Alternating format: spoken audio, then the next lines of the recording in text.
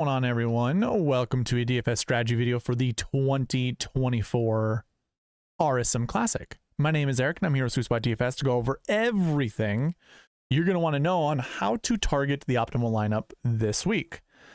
My apologies for being a little late. I just got off the ice. If you didn't know, I picked up a Zamboni driver position as like a part-time job. Just a hobby job, basically. I used to drive it a long time ago, so I was asked to do it this year, and here you have, or that's what I was doing today. That's why I'm a little late, and I forgot to update certain things that I had to make sure I got updated before jumping on the stream. So, you're here and you're wondering what the heck is this strategy video all about? Well, I like to go over the golf course, the tournament information. I like to cover pass optimal and GPP winning lineups because I want to figure out, you know, are there certain salary structures we should follow when building lineups this week? I mean, wouldn't you guys like to know how many 6K golfers do well? Like, you know, scrub golfers, quote unquote scrub golfers, or does the cream rise to the top? How about 10K golfers? Should you be playing those? That's what we figure out with the pass optimal and GPP winning lineups. I also like to go over the bucket system, which is exclusive to the SweetSpot process or to the SweetSpot channel.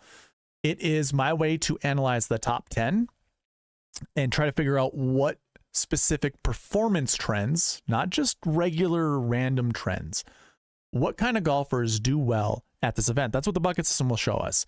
And then I like to get into the Marquee Tee Times, which if you're unaware of that, we have like a 99% hit rate when it comes to the Marquee Tee Times. It is a wonderful tool to go over.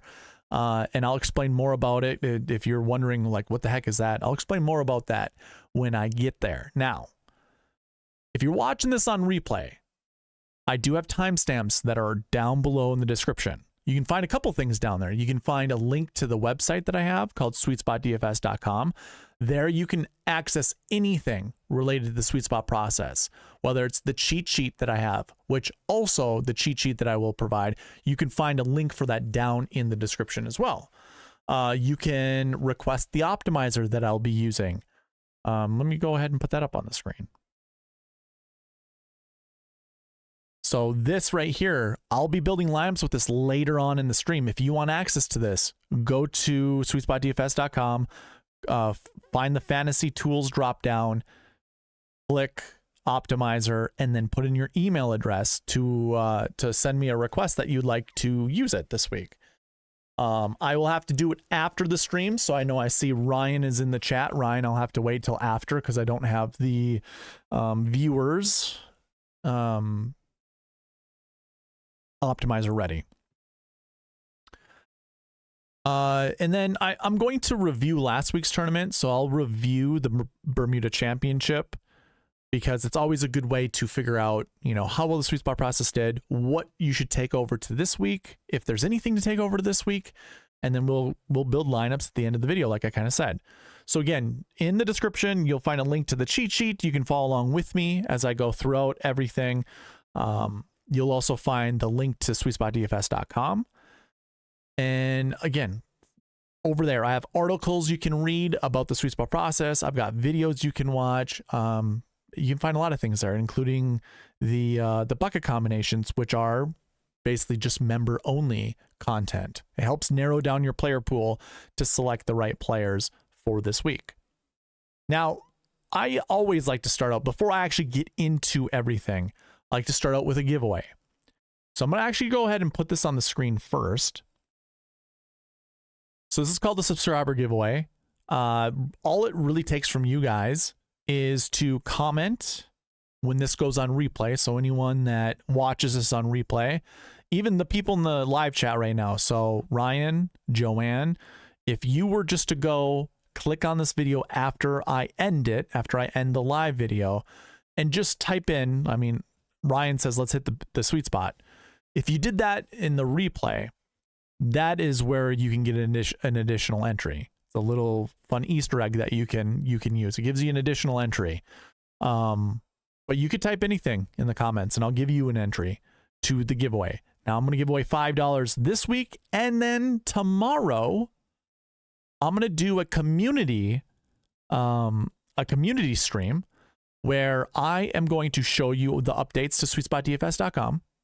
I'm going to show you what I have in tail for the 2025 season. And you and me, all of you and me, are going to create a t-shirt together or even a sweatshirt. We're going to make it a SweetSpot DFS one. We're going to go ahead and order or put it on custom ink for you or whoever to go and purchase. So we'll do that tomorrow as well. So that'll be a community stream. Now, here's the thing. This video that's currently live, I'm live right now.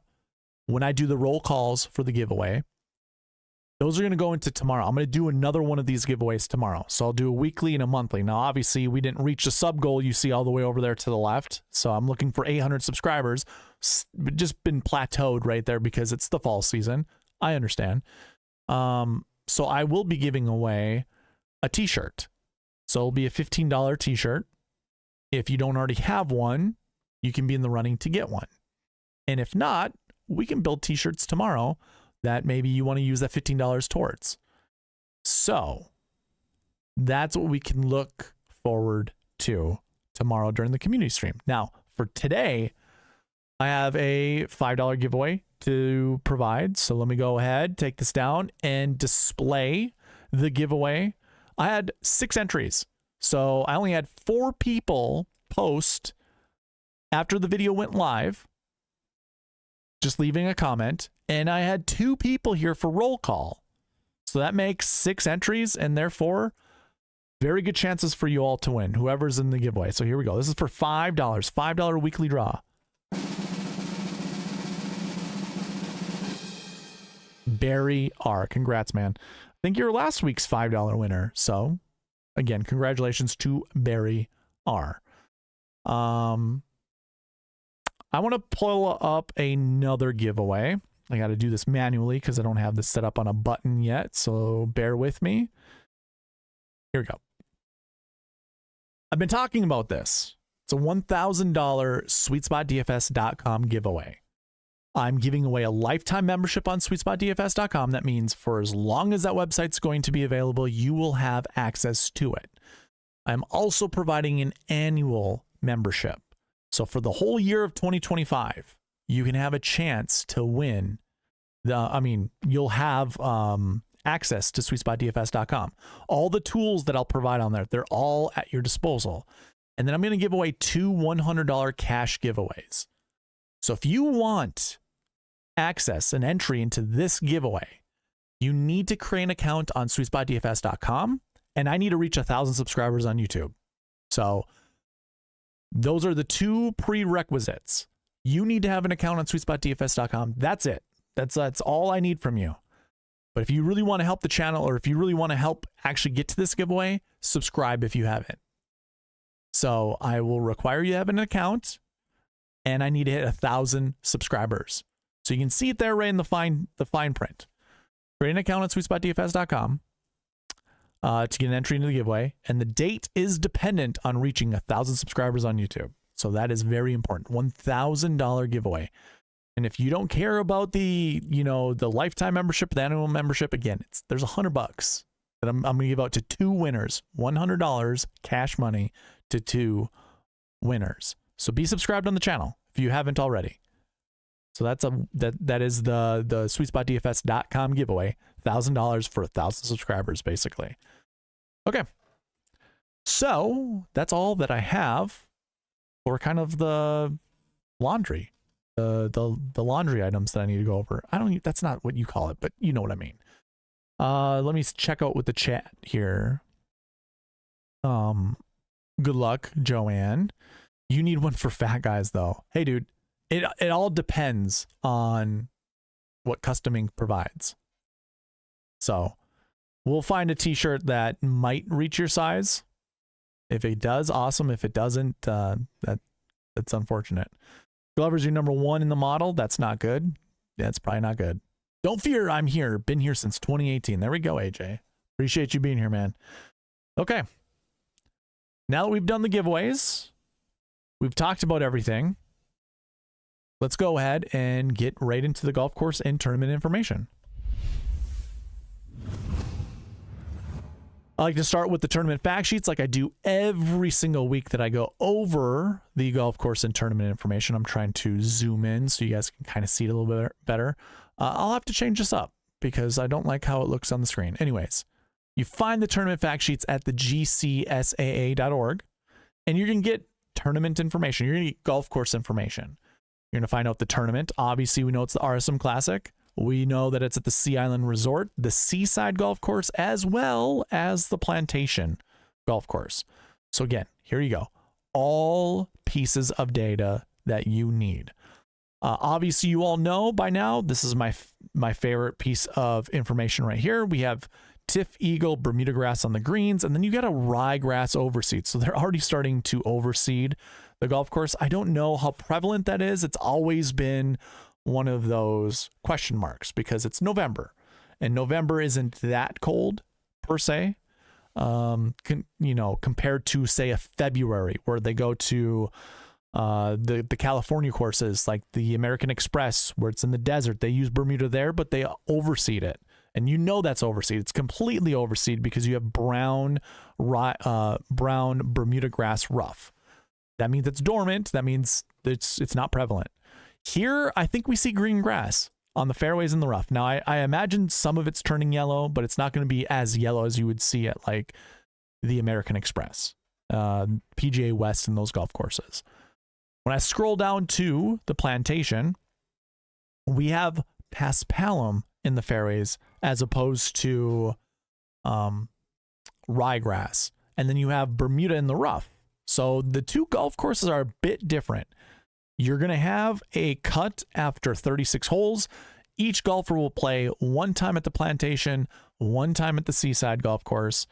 And then the weekend tournament will be, those that make the cut. The final 36 will be at the Seaside Golf Course. So if there was a golf course you want to do some kind of course history with, go ahead, use Seaside, but you could just use tournament information for the RSM Classic. They've been here for as long as my data goes back. So that's what I would recommend is just take a look at the Sea Island Resort. So it's my 2 cents on the matter. You can see how many holes water's in play. I like to use those as data points in researching. But again, primarily it's the turf grass. You can also use the course architects as well, including the renovation architect. And if you had 100 points to weigh all of this in your data model, I would say, for architect, 1 point. For renovation architect, 1 point. So 1 weight, that's it. So you have 98 weights left. I'd put 10 to 15 on turf grass. Definitely one of the more important things. Water, I'd only put a point. Yardage, I'd only put a point. Par, maybe a point. That's it. But that's a way to round out your model that maybe you wouldn't have done before. So anyways, tournament fact sheets, gcsaa.org. I don't have it linked actually. Never mind. I was going to say you could check it out in the description of this video, but I don't have the gcsaa.org linked there. Just go to the website. It's free. You don't have to have an account there. And the tournament fact sheets can be found at the bottom, the footer of the website under media room. Okay. That is your golf course. I'm not going to do a breakdown as to what shot shapes matter. I don't even know. Do I have that? I do. Okay. So yeah, it looks actually like the Plantation course is a shot shapers type of golf course. So do with that as you will. I know in the cheat sheet, as well as the sheet I'm going to show you, I do have that information shown under the shot shape column. I'm actually hide this column. Yeah, I do have some shot shapes in there. This is not completed. I haven't touched my player database in a long time. This will be updated as time goes on, but as of right now, I don't have it in there. But if you are following along on the cheat sheet, you're going to see that I don't have, no, I do. Never mind. I was going to say I don't have everything in there, but I do. Here's the cheat sheet. You can find the starting course. That's what SC means, starting course. Seaside, Plantation. You can see the sweet spot rank for those groups, all that kind of stuff. And like I said, shot shape you can find under column P. So go check that out. Again, you can follow along with me. There's a link for that cheat sheet in the description below. You can also go to SweetSpotDFS.com and check it out there under Fantasy Tools. Just click on cheat sheet. Okay. There's 156 golfers in the field. Now, if you're kind of wondering how that's possible, it's because of the 2-course split. If you remember the Bermuda Championship last weekend, they had 120 golfers in the field, and they could not get all 120 golfers to finish both rounds before Friday. They had to play a little into Saturday to figure out the cut. They already knew what the cut was. No one was going to change it. But there were 8 golfers, I want to say, that did not finish their second round on Friday, so they had to finish it Saturday. So technically round 2 finished Saturday because of darkness, because the golfers were golfing so slow they could not finish in time. Now, to think of this differently, there are 2 golf courses, 156 golfers. You split it right in the middle. That's 78 on one golf course, 78 on the other golf course. They're going to finish. They should. If they don't, it's insane. But they should be able to finish their cut or finish round 2 Friday. I haven't heard anything about weather. I don't think you have to worry too much about weather. In fact, last week, you know what? We'll cover it over the Bermuda Championship review. If you went PM AM, as everyone was telling you, you missed out on 4 golfers that were in the optimal lineup. 4 golfers were in the AM wave. So didn't quite work out the way people think. It's really difficult to do that with weather. So anyways, 156 golfers in the field.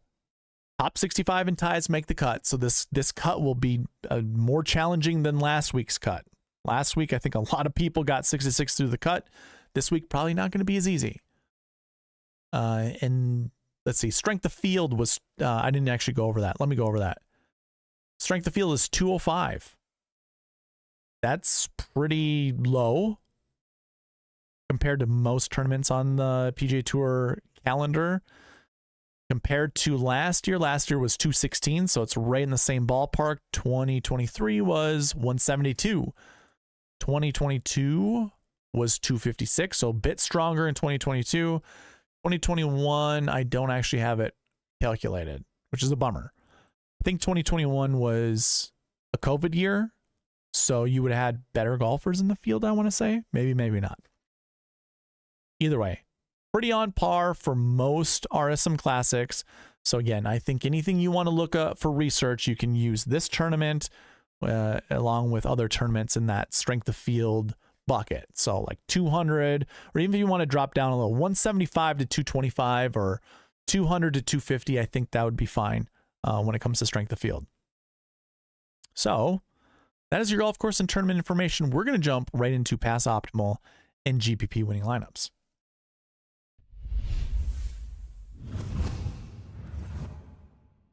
Believe it or not, this begins in 2018. That's when I have salaries for this event, 2018. Your optimal lineup left $800 on the table, and it included a $7,300 golfer, a $9,000 golfer, $7,000, $11,000, $7,700, and a $72,000. Now, if you follow along with me, you know what I'm about to say, but I usually like to tell people start with a 10, 9, 8, 7, 7, 6 starting point when building lineups. Now, you can make 2 substitutions. And what I mean by that is how I just said that 10, 9, 8, 7, 7, 6. Sub that 6K up to a 7K. That way you'd have 3 7Ks with a 10, a 9, and an 8. And you got one more substitution you can make. You could sub that 8 down to a 7. That makes 4 7K golfers in your lineup with a 10K and a 9K. And that's exactly what you got with the optimal lineup in 2018. Some things to note. I mean, that's an $11,000 golfer in Brian Harmon, an $11,600 golfer in Kevin Kisner. Those are very expensive price tags. I don't remember if we have an 11K golfer this week. Yeah. Ludwig Oberg is $11,200. So if you're worried about that, so far in 2018, kind of quells that worry a little bit. Moving on to 2019, your optimal lineup left $100 on the table. So we're spending a lot of the salary to get a perfect lineup. And that optimal was 91, 79, 92, 69, 93, 66.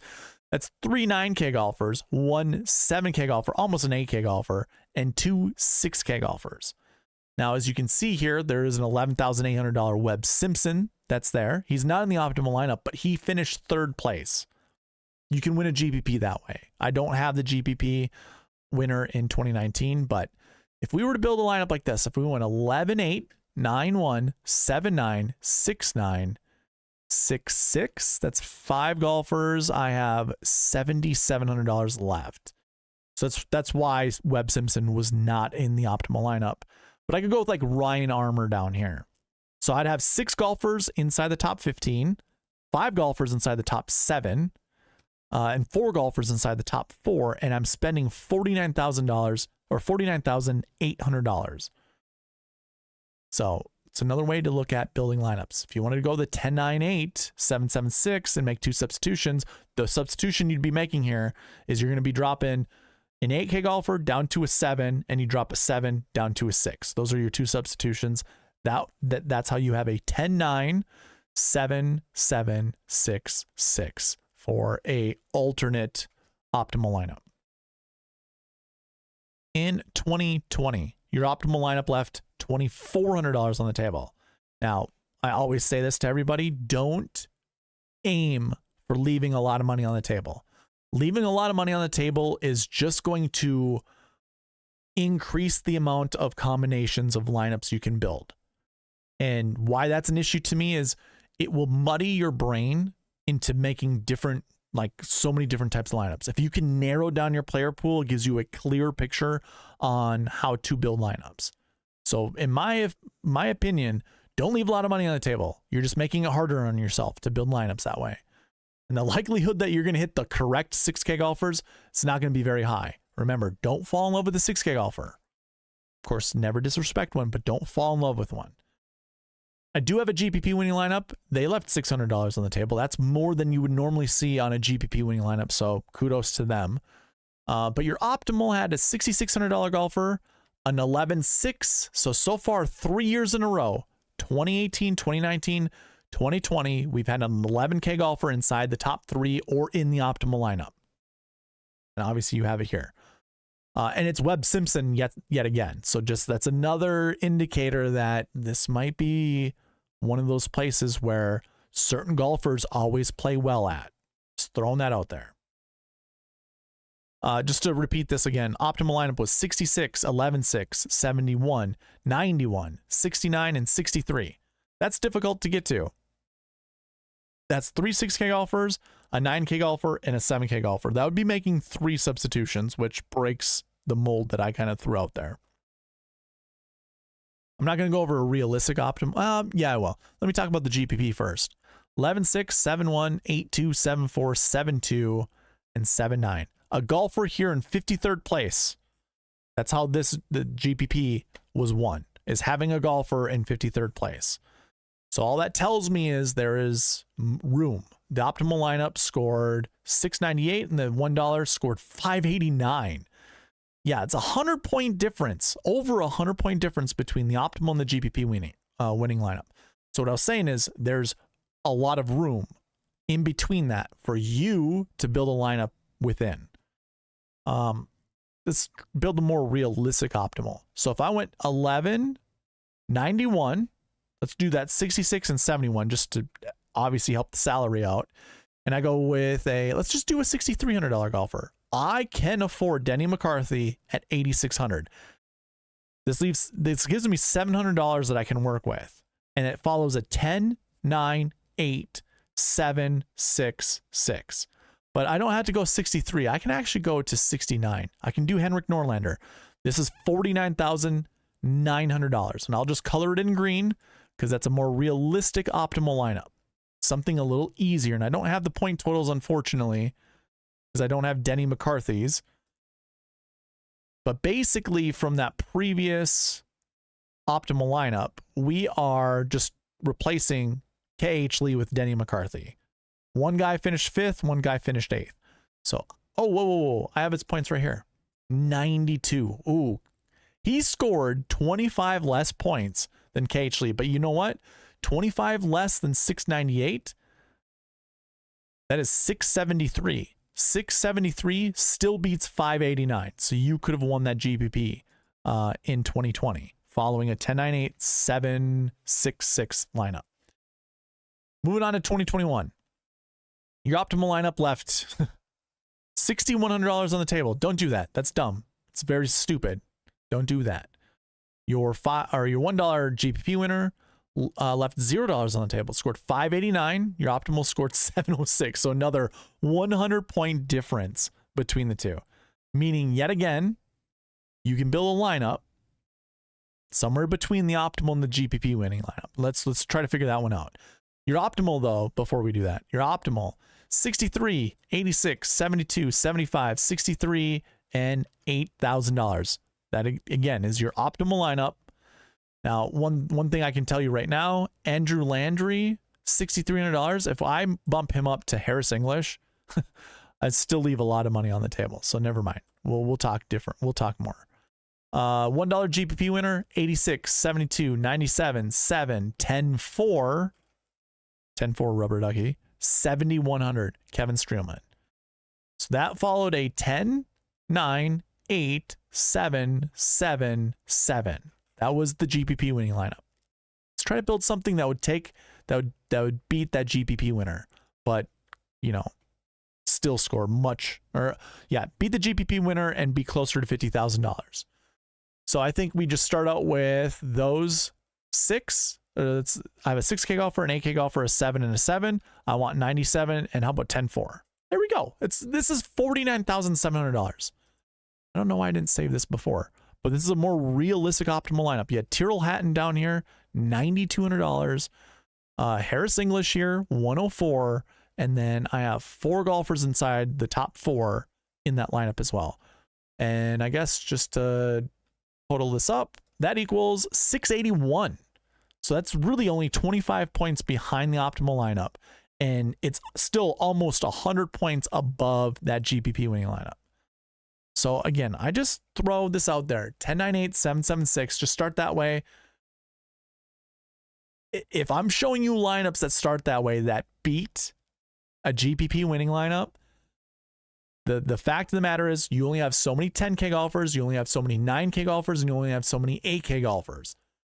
So if you build a 10-9-8, there are only so many combinations you can build following that structure. If 4 years in a row where I've been able to show you a 10-9-8-7-7-6 or something close to that, taking down a GPP winning lineup, chances are you can do it too. Okay, 2022, your optimal left $2,600 on the table. And that started with 9,300, 8,600, 73. 82, 61, and 69. Again, don't leave this much money on the table. That's $3,600 left on the table. That's difficult. It's just difficult to do. Your GPP winning lineup was 93, 86, 69, 10, 7, 7,000, 75, or a different way to say that is a 10, 9, 8, 7, 7, 6. A more realistic optimal lineup, 10, 9, 8, 8, 7, 6. It's a more realistic optimal.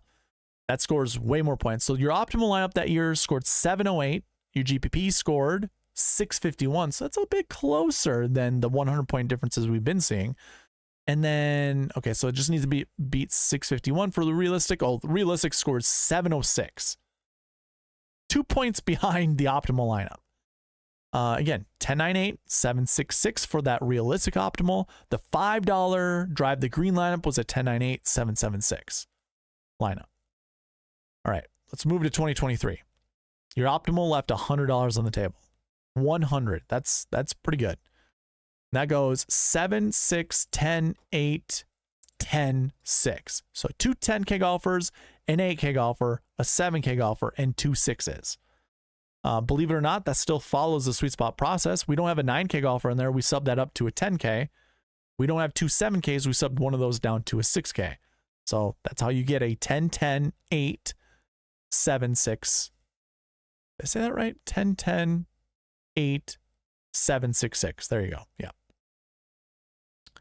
The $5 GPP winner, 10K, 6K, 8K, 7K, 10K. I'm sorry, I butchered that one.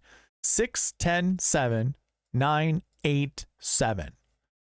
Let's see that. That's a 10, 9, 8, 7, 7, 7. 3 sevens. Oh, I'm sorry. There's a 6. Too many colors on the screen. 10, 9, 8, 7, 7, 6. Yep. That's your $5 GPP. And your realistic optimal, which I didn't need to create, but that's a 10, 9, 8. I guess it's the same as the optimal. It's not the exact same, but it's the same structure. 10, 9, 8, 8, 7, 6. Okay. And then we look at last year's, where Ludwig won. Your optimal left $200 on the table, and that goes 10, 9, 8, 7, 7. I have a interchangeable one. Which one is it? So Sam Ryder and Peter Quest score the same amount of points. There you go. 72 and 7. Okay. Either way, 10, 9, 8, 7, 7, 6. That is your optimal lineup.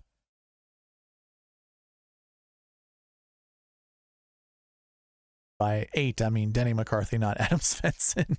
There you go. That is your optimal lineup. And also, you could switch out the $7,200 golfer with a $7,000 golfer. So the optimal would leave $400 on the table, but it still follows the same structure, and it still is your optimal lineup. And it scored 823.5. That's a low scoring affair. $5 GPP scored 789. Wow, that was within 40 points. Within 40 points of the optimal. Your GPP winner was 10, 9, 8, 6, 7, 7. 10, 9, 8, 7, 6, or 10, 9, 8, 7, 7, 6. There you go. And then the Sweet Spot optimal scored 813. So it's 10 points behind the optimal. And this follows the Sweet Spot process from last year. That is a 10, 9, 8, 7, 7, 6. And yet again, Peter Quest and Sam Ryder, you can interchange and it would work out. So that is what? 1, 2, 3, 4, 5, 6, 7 years worth of pass optimal and GPP winning lineups that we just went through. And in every single one of them, we've had a 10K golfer. Most of them we went 10, 9, 8, 7, 7, 6. And some of them we did variations. We had a 10, 10. We had a 10, 9, 8, 8. But yeah, following a 10K golfer is going to be just fine. And just to like dig further down into the salaries, if I go to my salaries here, almost every single year except for 2021, you had at least one 10K golfer inside the top 5. If I scroll down here to the optimal lineups, it's a little different, I suppose. You had 3 years where there weren't optimals from the 10K range, but there were 4. When it comes to cut made percentage, 70% of your 10K golfers make the cut. And not every single year. You know what? This one probably needs to be X'd out. This is messing with the numbers. I didn't have salaries in 2017. I'd have to update that differently. If I do have salary, I know I don't have salaries in 2017. So that does change numbers a little bit. I mean, it's still a 70% success rate, but it's 100% having at least a 10K golfer make the cut. So if you're worried about a 10K golfer making the cut, you don't have to be. Top 20 frequency rate, 83% of 10K golfers, or the 10K bucket has at least one golfer finish inside the top 20. That's the same thing as top 10s and the same thing for top 5s. So there's only one 10K golfer, I think. I mean, there was 1 year. Let's look at 2021. Where was our 10K golfer? Oh, he was in the realistic optimal and he was in the GPP winner. That was Tyrrell Hatton down here at 10,400. And then you also had Russell Henley, 10,100. So yeah, putting a 10K golfer in your lineup is going to be just fine. I don't need to beat that drum any longer. We don't really have to talk about pass optimal and GPP winning lineups anymore. I think the evidence is pretty clear. You should follow the 10-9-8. It's not so much evidence. It's just the analysis is pretty clear. You should follow a 10-9-8-7-7-6 approach.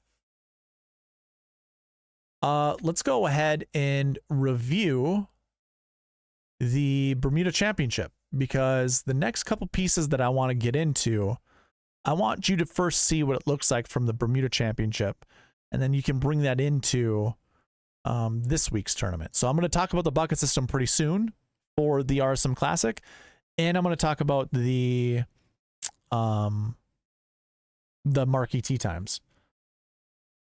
So let me go ahead and show you. I can't believe I didn't have my display up. Anyways, when we look at the Bermuda, I wanted to say like Butterfield, but put Bermuda into Butterfield. So I think I wanted to say like Bermuda. Butterfield Bermuda Championship. I like to look at these 4 columns over here. It's this year's totals. This is what I look to review how well the buckets did for the week. Now, this column here shows whether or not that bucket was successful.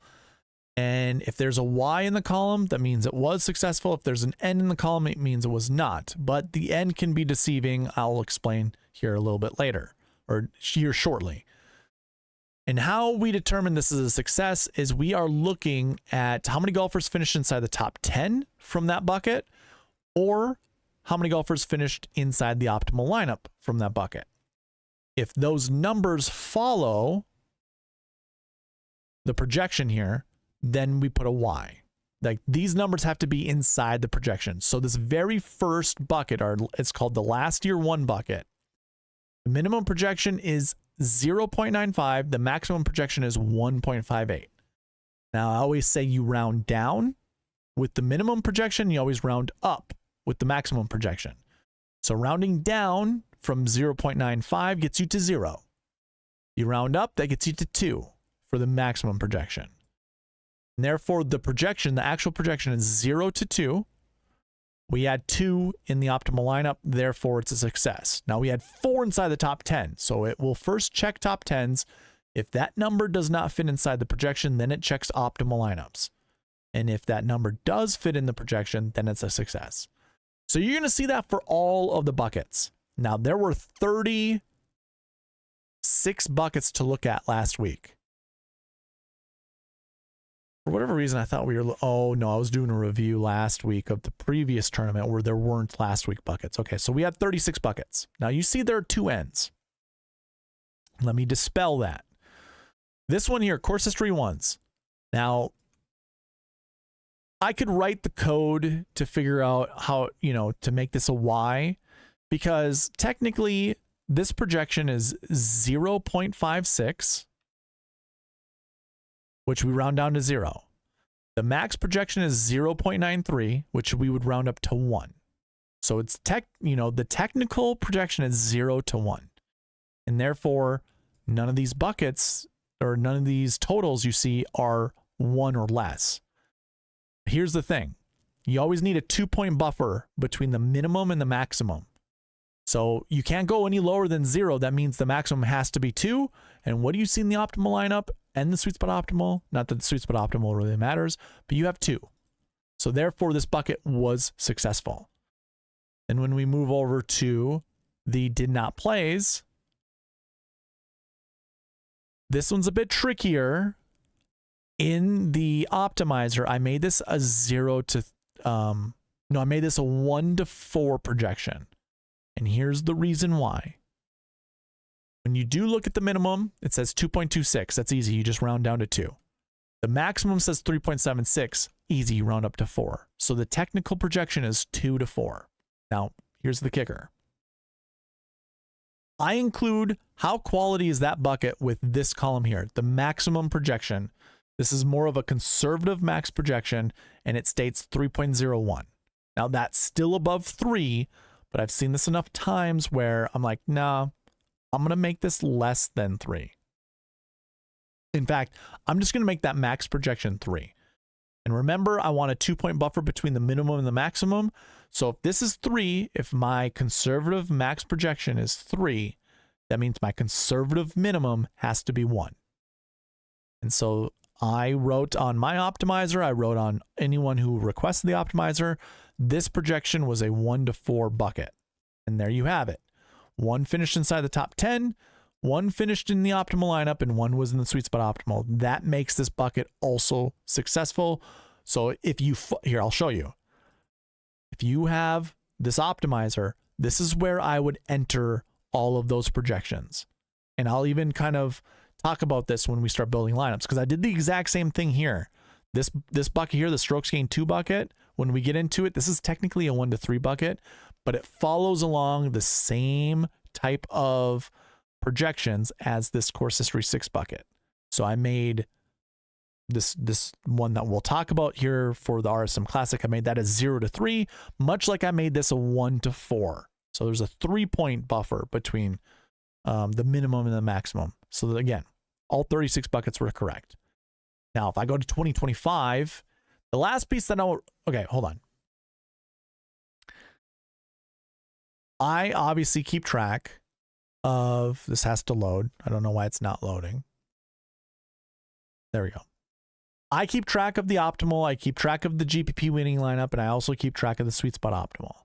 The sweet spot optimal has to follow the buckets and the marquee tee times. So I'm kind of skipping ahead, showing you how the sweet spot process did when it came to building a lineup, like the perfect sweet spot lineup versus the GPP winning lineup. Now, the optimal scored 692 and it left $700 on the table. The GPP for the $25 contest, I didn't enter the $5 for whatever reason, scored 616. So that's an 80-point difference, 76-point difference. The sweet spot optimal scored 665.5. That beats the GPP winning lineup by 50 points. So the last piece to validate would be the Marquee Tee Times. And there's a bit of disappointment here. I'm going to highlight all the groups within the Marquee Tee Times. It's every 3 golfers, or there are 3 golfers in a group, 3 golfers in a tee time, and I'm highlighting them right now. This is in order from top to bottom, the best group, according to the sweet spot process, down to the 9th best group. And these would be your Marquee Tee Times. Now, you want to select 2 to 4, those are the rules, 2 to 4 to put into your lineup. And you don't want them playing together. So golfers, you don't want golfers to play in the same lineup.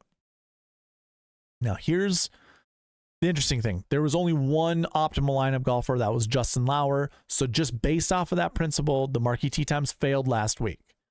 But you had 2 golfers in the GPP winning lineup that were in the Marquee Tee Times. You also had 2 golfers that were in the sweet spot optimal that were in the Marquee Tee Times. Again, the sweet spot optimal follows the entire process 100%, including the Marquee Tee Times.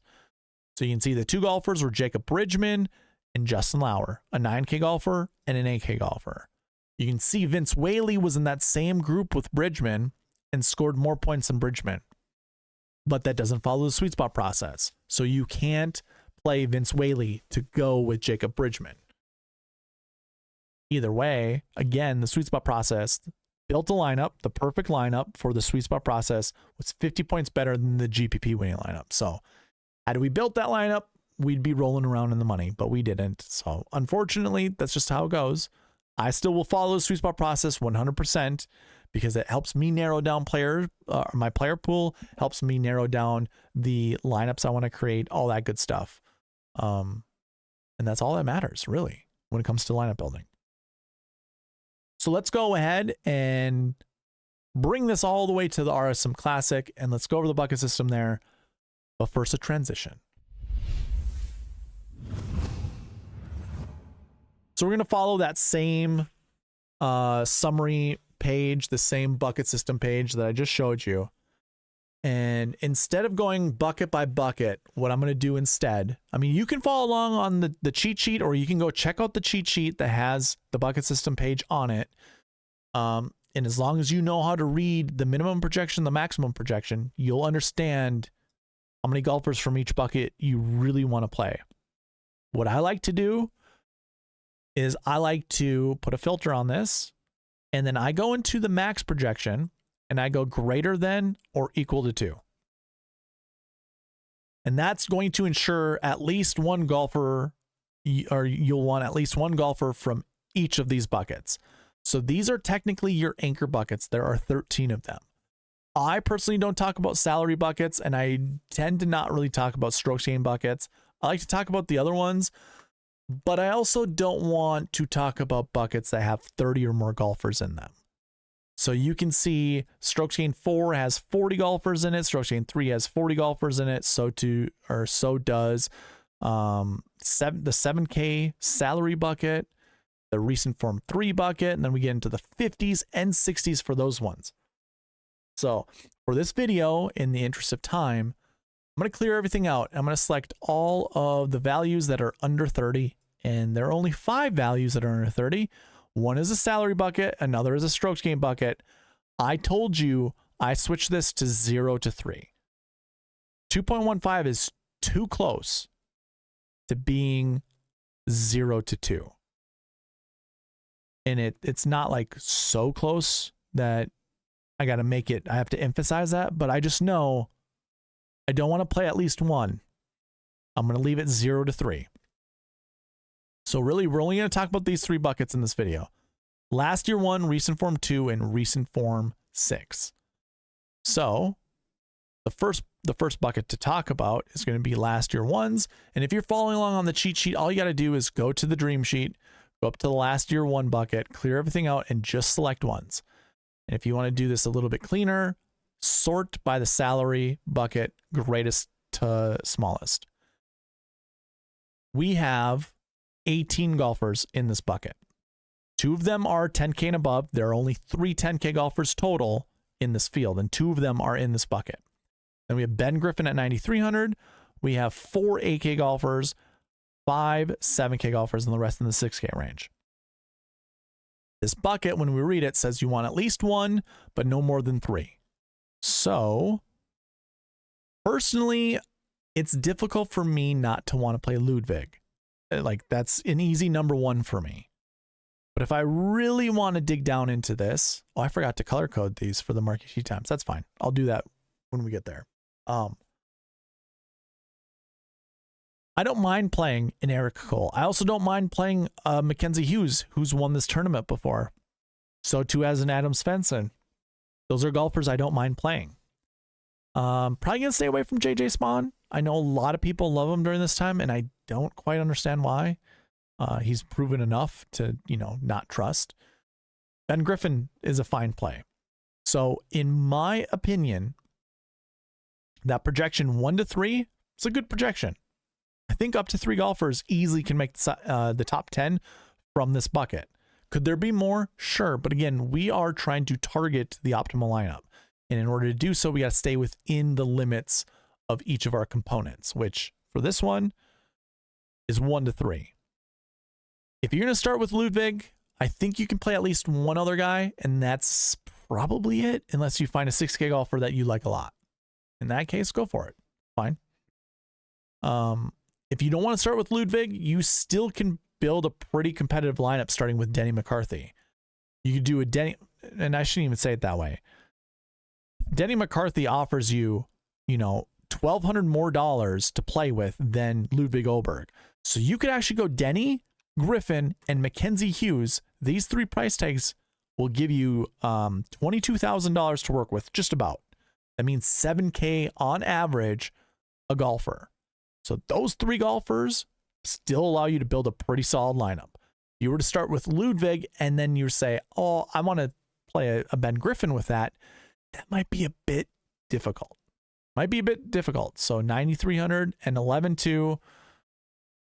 You have around $30,000 for 4 golfers. And if you do the math there, that's also just a 7K price range on average.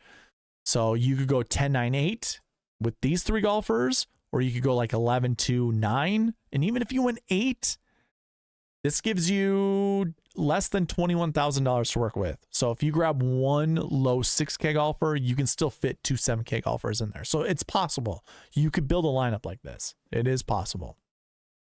So that is your last year one bucket. Now, the next one to look at, the next two are within the recent form stat.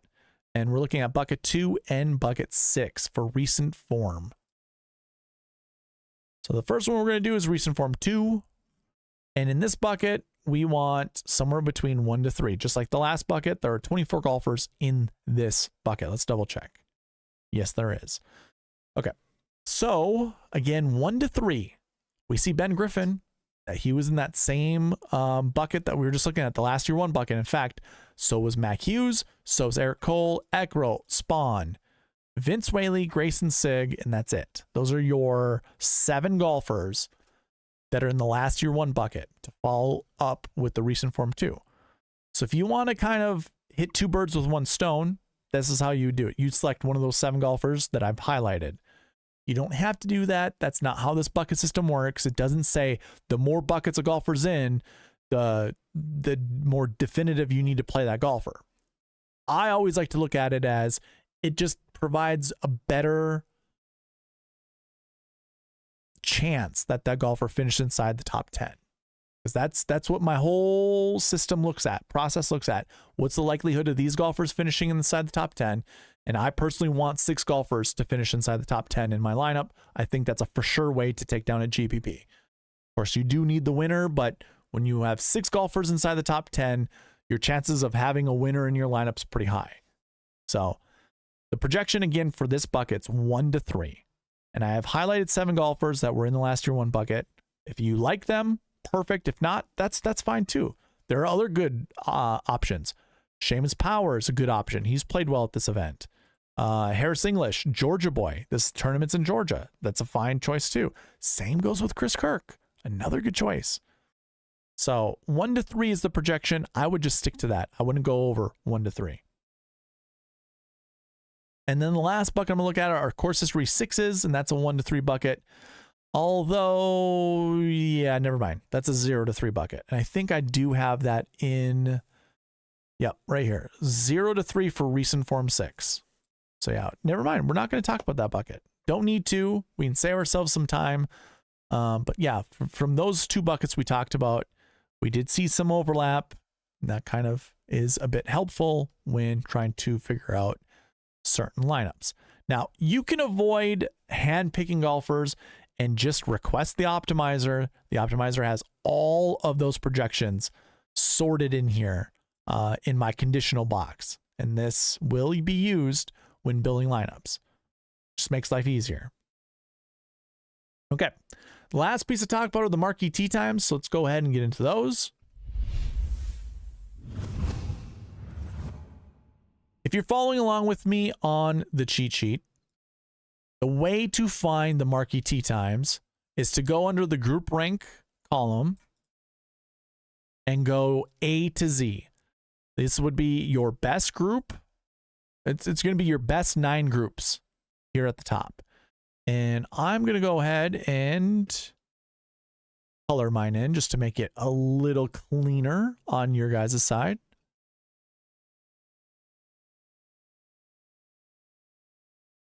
And then I'm going to highlight every 3 golfers. And these are your Marquee Tee Times for the RSM Classic. You can follow along with. You don't have to. It's easy. Easy pickings, man. Easy pickings. One big note you're going to see a difference in this week's tournament versus last week is I actually have starting course as opposed to the wave. Now, with 78 golfers, I don't think there's a morning and an afternoon wave. I could be wrong with that. I think everyone's basically teeing off in the morning. And they're going to tee off on both sides of both golf courses. So on hole 1 and on hole 10, it's going to be within like a 2 to 3 hour, gap or playing pocket, whatever you want to call it. So I don't think there's really a wave advantage per se. Now, the 9 groups on that I've highlighted, you at home, and anybody that wants a lineup built tonight, I want you to select 2 to 4 golfers to build your lineups around in the Marquee Tee Times, and they can't play together. They can't be playing together. You can't have two golfers in the same group, but 2 to 4 from the Marquee Tee Times and separate them. Let me tell you what my favorite ones are. So group 1 is Austin Eckroat, Chris Kirk, and Sepp Straka. We haven't seen Straka in a hot minute. Really haven't seen Chris Kirk in a hot minute. Austin Eckroat just won, I think it was the Worldwide Technology Championship tournament.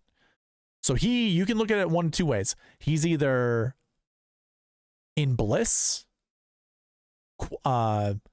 relaxed, not in bliss, euphoric. Let's use the word euphoric. He's euphoric. He's just won. Does he have that much? I wouldn't even so much say ambition, but yeah, let's use ambition. Does he have enough ambition to win another tournament? Is he that good? Probably not. He is third in my model, so I'm not going to, disrespect him, but I probably don't want to go with Austin Eckroat. Not to anchor a lineup of mine.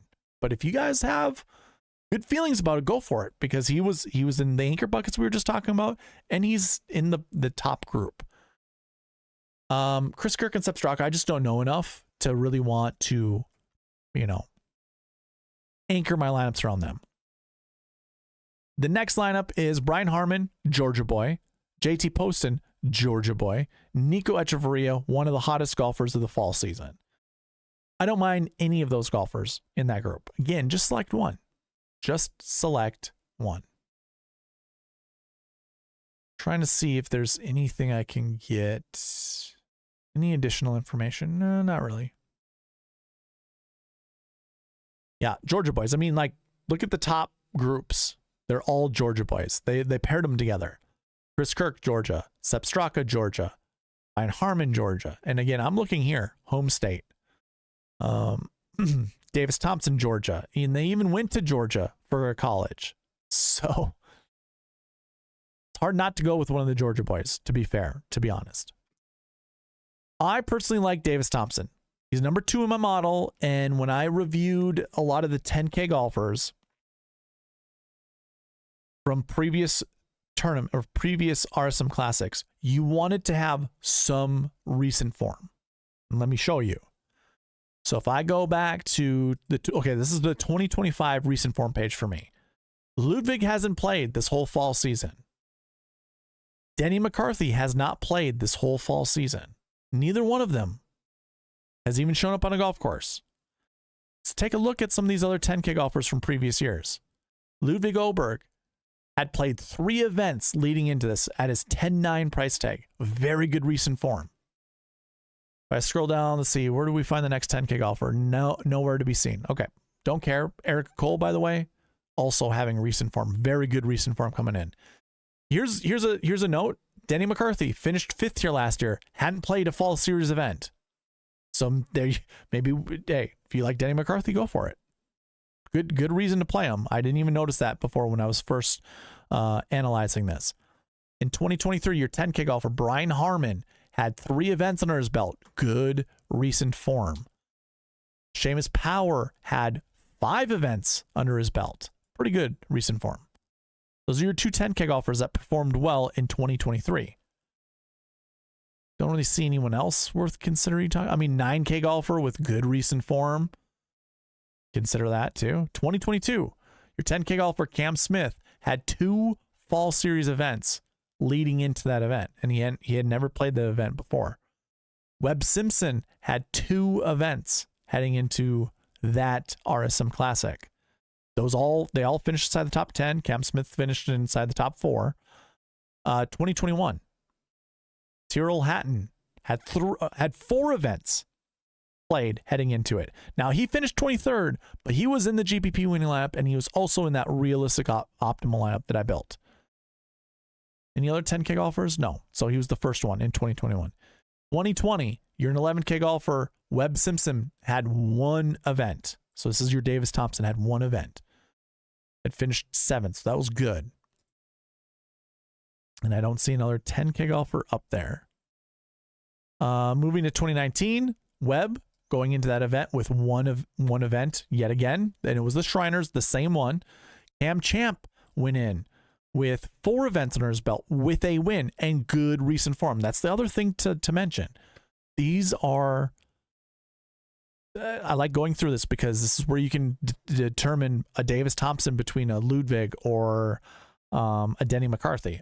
But again, Denny McCarthy finished 5th last year and had not played any fall series event leading into it.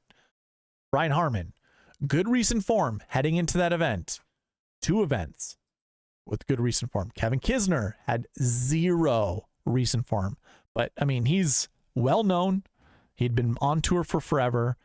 We can still use that though. I'm not disregarding it. That's something to be used because quite frankly, we could think of Ludwig this year as that kind of Kevin Kisner type. But this is what I'm talking about. Shriners, Davis Thompson. That is your Webb Simpson of this year is Davis Thompson. Not great course history. Don't get me wrong. Nothing to write home about. That is a 53rd place finish last year and probably a miscut the year before or some other year. But Davis Thompson is in a different league for his game, like how good he's golfing. He's in a different league right now than he was last year and the year before. So I'm not going to disregard Davis Thompson this week. Seeing what I saw with Denny McCarthy last year and Kevin Kisner from 2017 or 2018, whatever that year that was, I guess I can't really disregard like a Ludwig or even a Denny McCarthy. I think all the 10K golfers are in play. So I only mention all that because I like Davis Thompson. I also don't mind Harris English. I probably will stay away from Patton Kizzire. He does have a win this year, this fall season, but he's kind of fallen off a little bit. Moving on to the next group, you got Ludwig, Luke Clanton, who I like a lot. These are your young studs. Ludwig, Clanton, McCarty. These are your young studs, up and coming stars. Matt McCarty's already won on tour, had, the phenomenal lead in to his win, the Black Desert Championship. He had won 3 times on the Korn Ferry Tour before jumping on the PGA Tour, and he's just been playing good golf ever since. Luke Clanton. He's been up and down in some of these events. You got to remember, he's still in college. He's still playing college golf. He's not a PGA Tour pro. He's still a collegiate golfer at, I think, Florida State University. But has a lot of talent. Maybe we don't play Luke Clanton this year or this week. I mean, Matt McCarty being $7,800 seems pretty criminal, if I'm going to be honest with you. So if you're going to start any of your laps with Ludwig, I'd just stay away from Clanton and McCarty.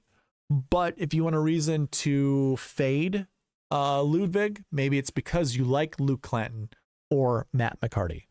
So that's what I'd go with that. Next group, Doug Gim, Sam Stevens, Justin Lauer. I don't really have anything to say with any of them. Lauer is kind of, I would say, maybe on the downward slide. He played so well the last couple weeks. That's a lot of golf to play really good golf at to stay at that level. So maybe it's the time to back off of Justin Lauer, or if you just want to continue ramping in with Justin Lauer, go for it. Keith Mitchell, Alex Smalley, Pearson Cootie. I actually don't mind this group. I like Mitchell and Smalley. I don't really care too much for Pearson Cootie, but Mitchell being $7,900, that's criminal. It feels like, and Smalley at 71 seems reasonable. Next group is Svensson, Luke List, and Davis Riley. They're all previous tour champions, but I don't care to play any of them. Mac Hughes, KH Lee, and Bryce Garnett. I actually don't mind that group either. Bryce Garnett, I think, is sneaky at 6,500. Probably going to stay away from KH Lee. The joke is TPC Lee. This isn't a TPC golf course, so not too worried about that. Taylor Moore, Andrew Putnam, and Chad Ramey. All 3 of those guys as well, I got no issue playing. Ramey plays pretty decent on coastal golf courses. That's what you have here. Andrew Putnam disappointed a lot of people last week. Everyone thought he was a good play and had been playing some pretty good golf this fall to have missed the cut. So I don't mind going back to an Andrew Putnam, and I don't mind Taylor Moore at this tournament. So those are your Marquee Tee Times. I was very in-depth there. I didn't really go over the website earlier, so I felt like I had a little bit more time to work with, doing a deep dive on these Marquee Tee Times. So with that being said, I'm going to start building lineups for people. I think I have 3 people in the chat. We're an hour past, so I'm going to do roll call. Roll call number 1, what I want you to type in the chat, and I actually will type it in for you guys, is just let's hit the sweet spot.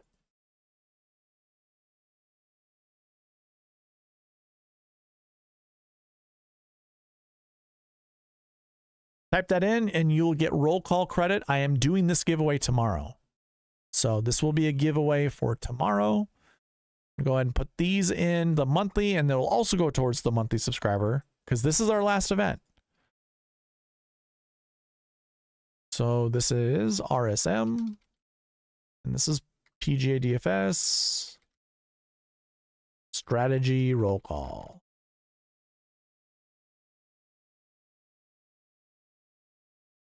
All right, so I get AJ Love and Ryan Henson. Now, do you guys have lineups you'd like me to build?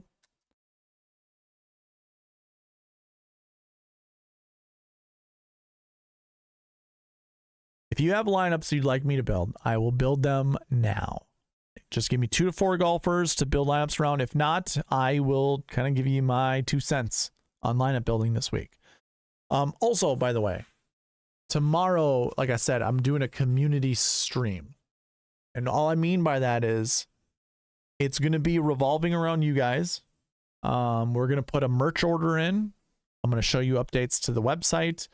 And then I will give you my last thoughts about the RSM Classic and talk about the year of 2025. I think it's going to be a big year for this channel. It's going to be a big year for SweetSpotDFS.com. I am so excited to put together all the database tools, all the fantasy tools for you guys to use. Everything that I do with my spreadsheets, I'm going to be putting on that website for everyone to be able to see and everyone to use and everyone to, you know, what's the word I'm looking for? The first word that came to mind is manipulate, but you're not going to really be able to manipulate the website. Just research, investigate, look at, provide feedback. It'll be good. It'll be great. Okay, so AJ Love wants Thompson, Griffin, and Novak. Okay. I can certainly provide you with those golfers. So Davis Thompson, Ben Griffin, and Andrew Novak.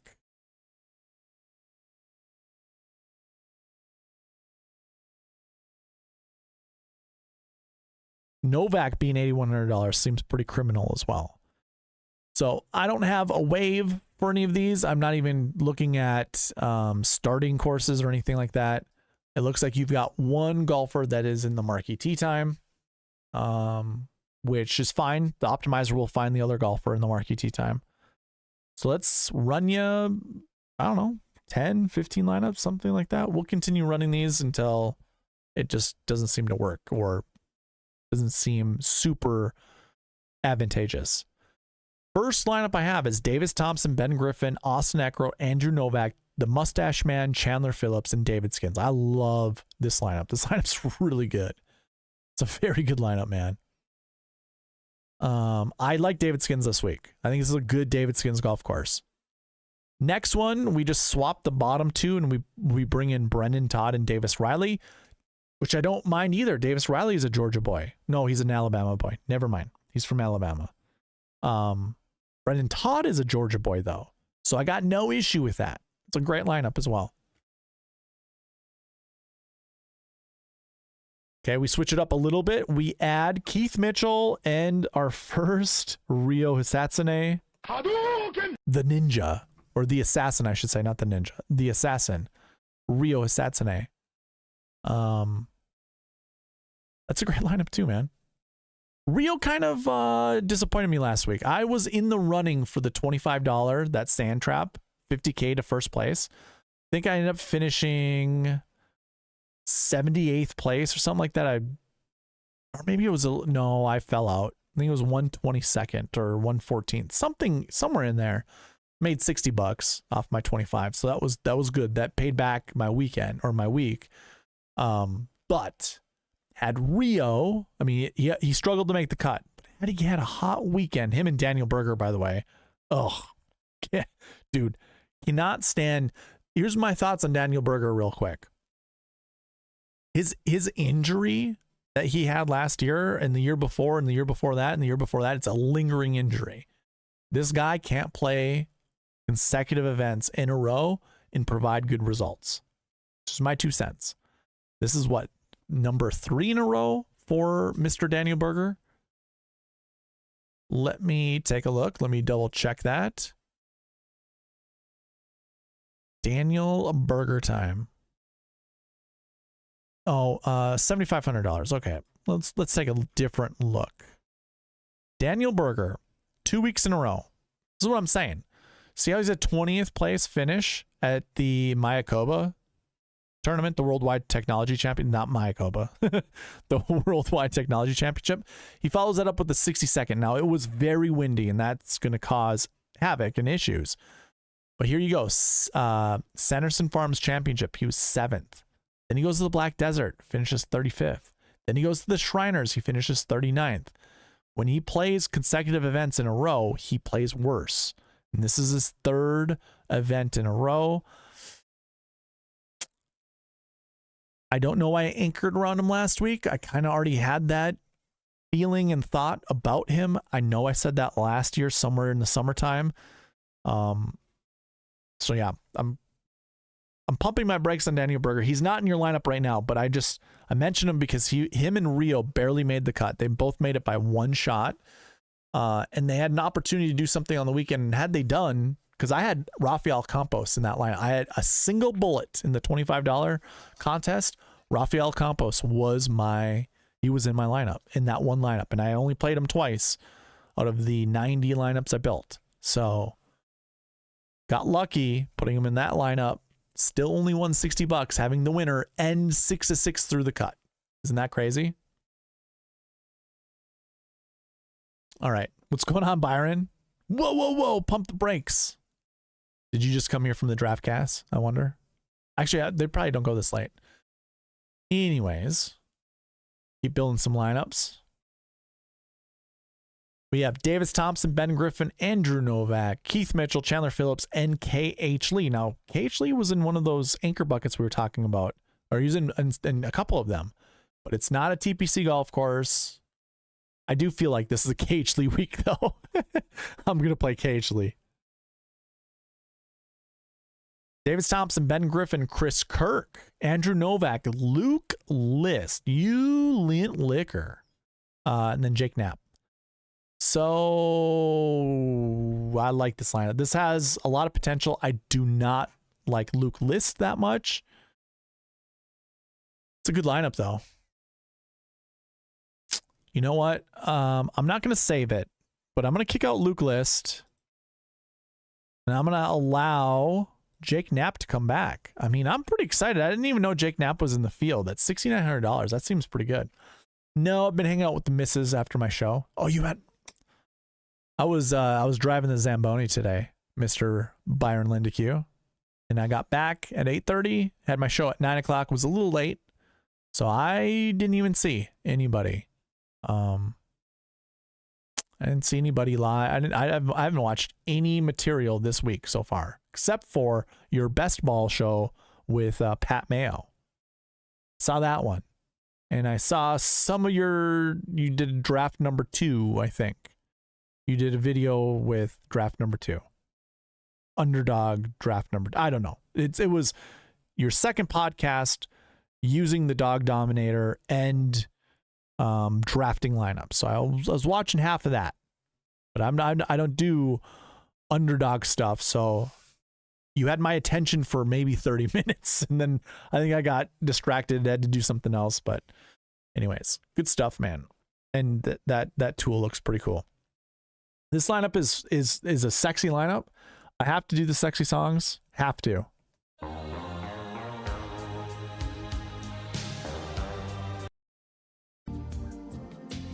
Never seen you looking so lovely as you did tonight.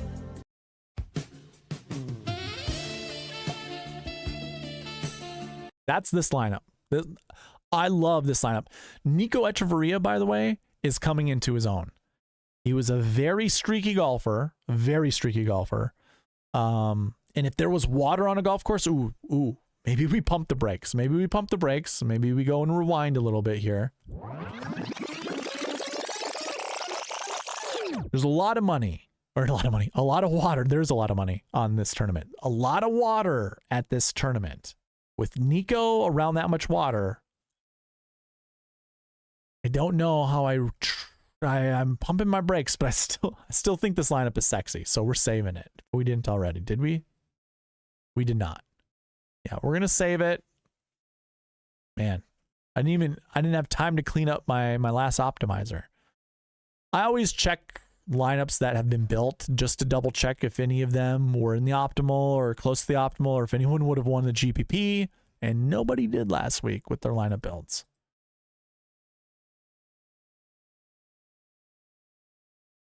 You know what? Why are we not listening to some music? Unbelievable. You love Knapp this week. He's sneaky good on short courses. There we go. Yeah, I like the idea of Jake Knapp. I don't know I mean, you'd imagine he would have played the Black Desert Championship. You'd imagine he would have played the Shriners. Obviously, coming back from injury, this would be this first tournament back from injury, I would say. Do we really feel that confident in Jake Knapp? I mean, I like the idea of Jake Knapp. I just don't know how comfortable I feel. I'm going to play some. And I'm going to tell myself not to put him in my most expensive contest because he'll break my heart. I know that'll happen. All right, running some more lineups. Okay, so I think he is coming back from injury. All right, yeah, and anyways. In this lineup here, Davis Thompson, Ben Griffin, Novak, Taylor Moore, the Mustache Man, Chandler Phillips, and Nico Echeverria. Don't mind that one. Again, Echeverria, be cautious with the water. I saw him playing some golf with his buddies on Insta. Okay, all right. Do we go to an Alejandro Tosti? Another guy who was battling injury late in the season. I don't know so much this fall. I do believe he withdrew one of the events. It's not a bad lineup. I'm gonna pass on saving it, but I don't mind Alejandro Tosti. Thompson, Griffin, Novak, Mitchell, Taylor Moore, and Adam Schenk. Well, Ryan is in the chat. Ryan Henson. Ryan Henson knows Adam's aunt, I want to say. I know he knows a family member. Is this an Adam Schenk week, Ryan Henson? Hey bro, Kisner plays well here. Yes, he does. And if there's one thing we've learned, age doesn't matter that much at this event. I think last year Zach Johnson played well, and I mean, and so too did Matt Kuchar, I want to say. But ZJ fell off. Actually, let me look at a different. Let's look here. Zach Johnson, where'd you end up, buddy?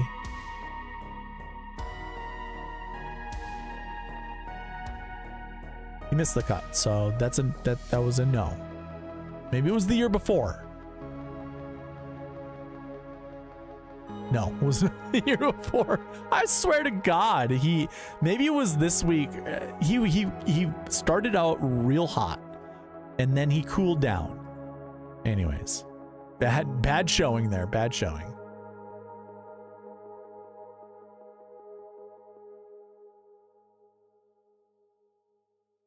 I'm trying to look for Webb Simpson, and I don't see him in the last 2 years.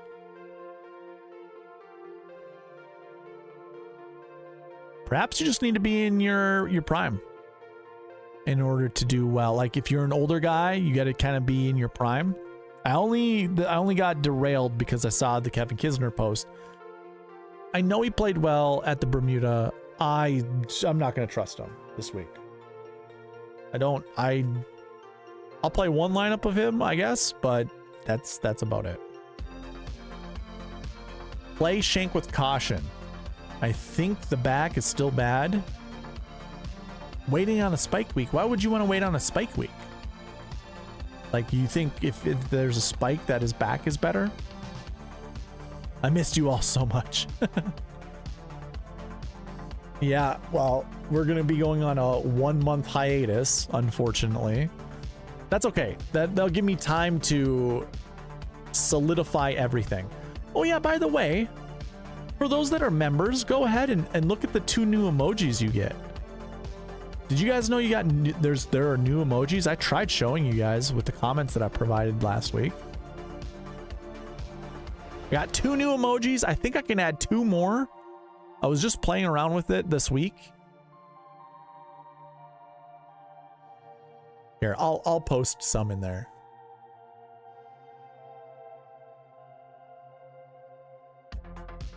We got a free Scotty and we got a tiger goat. Yeah, the free Scotty unfortunately is too small, but that tiger goat looks amazing. That looks so good.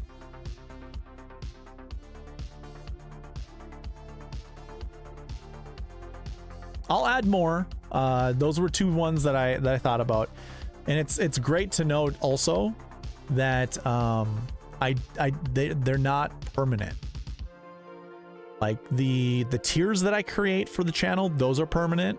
I can modify them, but I can't modify the price tags to them. I suppose I could deactivate them and add new ones, but it loses all the information that goes with them. Anyways, the emojis I can change, so that's awesome. Can we get an Arnold Hawktua? Yeah, of course, dude.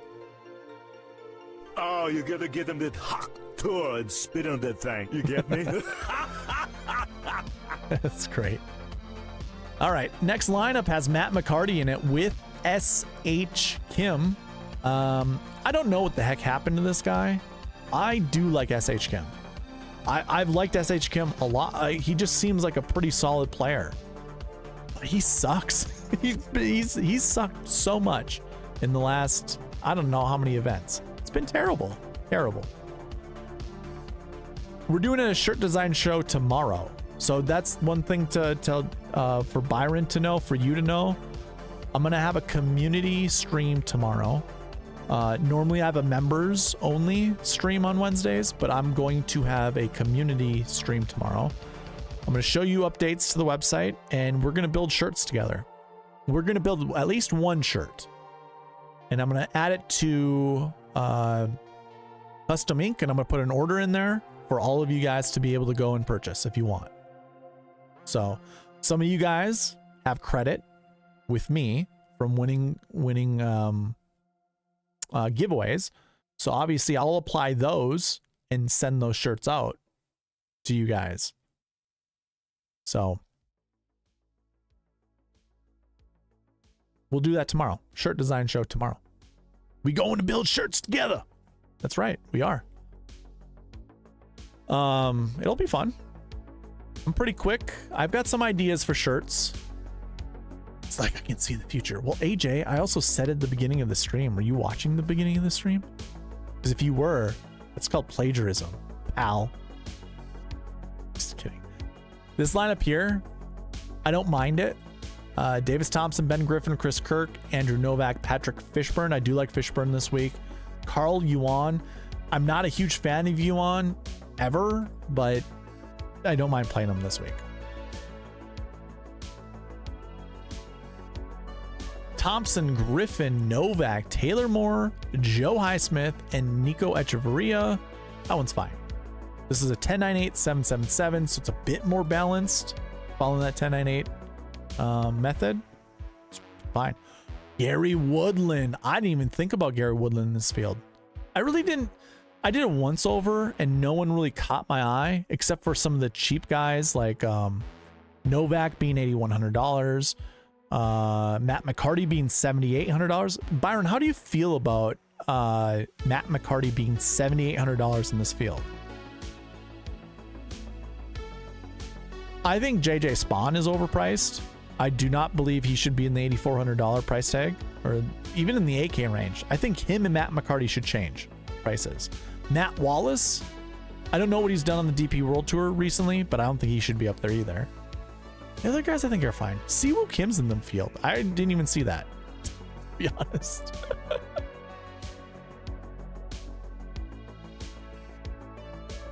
You were listening? That's where your mind heard it? Okay. In this field, on this course, it's a mispriced. Yeah. Woodland, that's a great one. That's a lot of Nico Echeverria. I think what I'm gonna do is I'm gonna bring back Woodland and I'm gonna kick out Echeverria. Like, that's too much. I like him, don't get me wrong, but I don't have that much trust in him.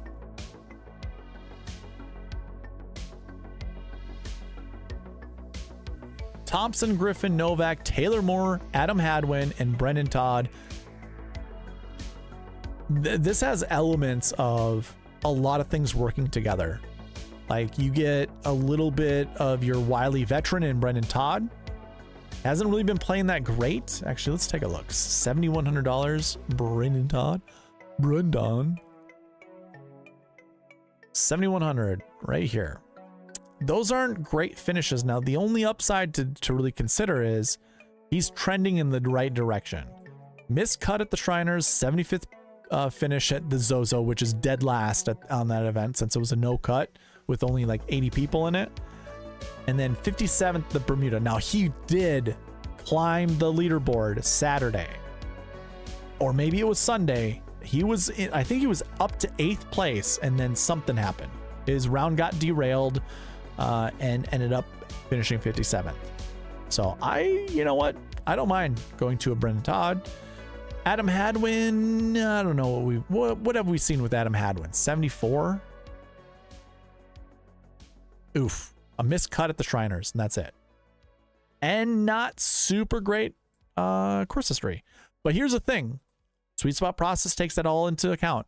We look at bad course history. Course history 5 is bad course history. Course history 4 is also bad course history.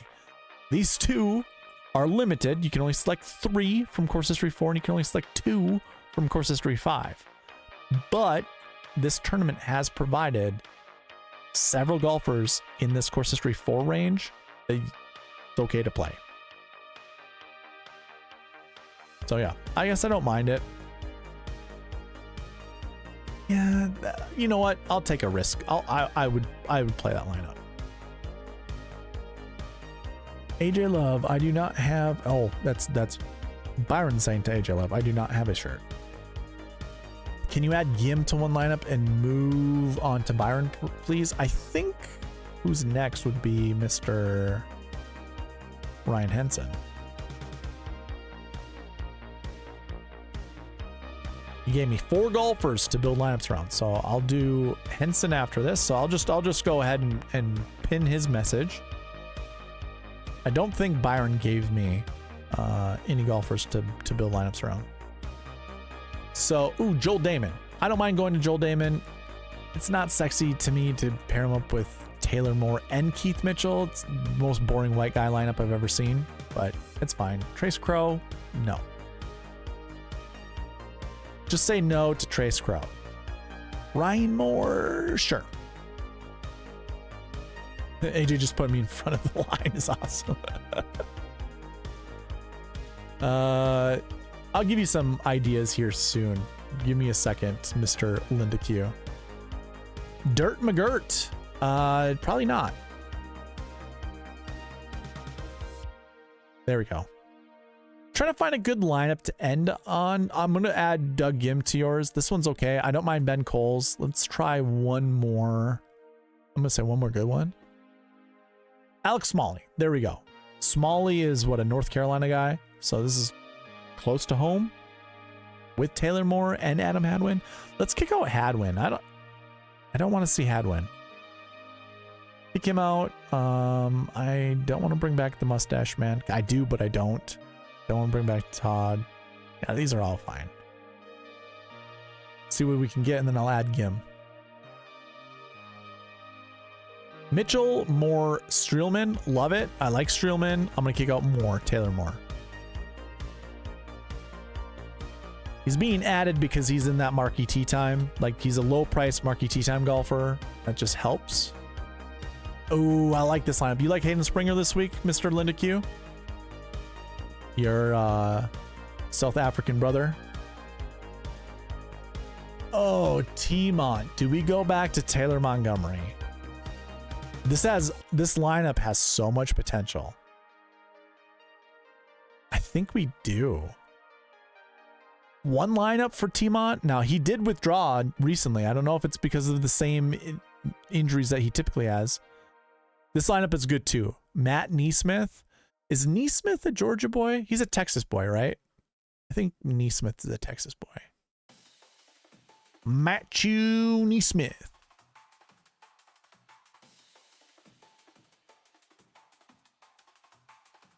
There he is.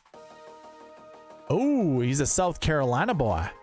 All right, that's super close to Georgia. I mean, technically, this golf course, it borders South Carolina and Georgia, so let's do it. That sounds like a great lineup. The two Matts, a Mitchell, an Andrew, a Benjamin, and jeez, just a typical white boy lineup. Doug Gim. Let's add him because that's what you said. Probably gonna break. My guess. It did not. We get Lee Hodges and a ZJ. If you don't know what a ZJ is, you can't afford it. I'm gonna bring back Smalley. I'm gonna bring back Echeverria. I'll bring back the Mustache Man.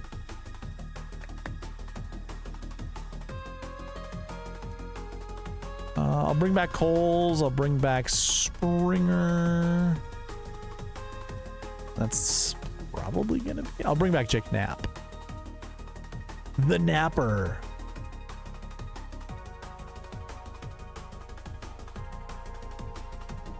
I'll also bring back Streelman. It doesn't really matter. Okay, let's see what some Gim lineups can be here. Springer was leading the Bermuda and then finished outside the top 40 and is not out and is not outside the top 125 in FedEx Cup.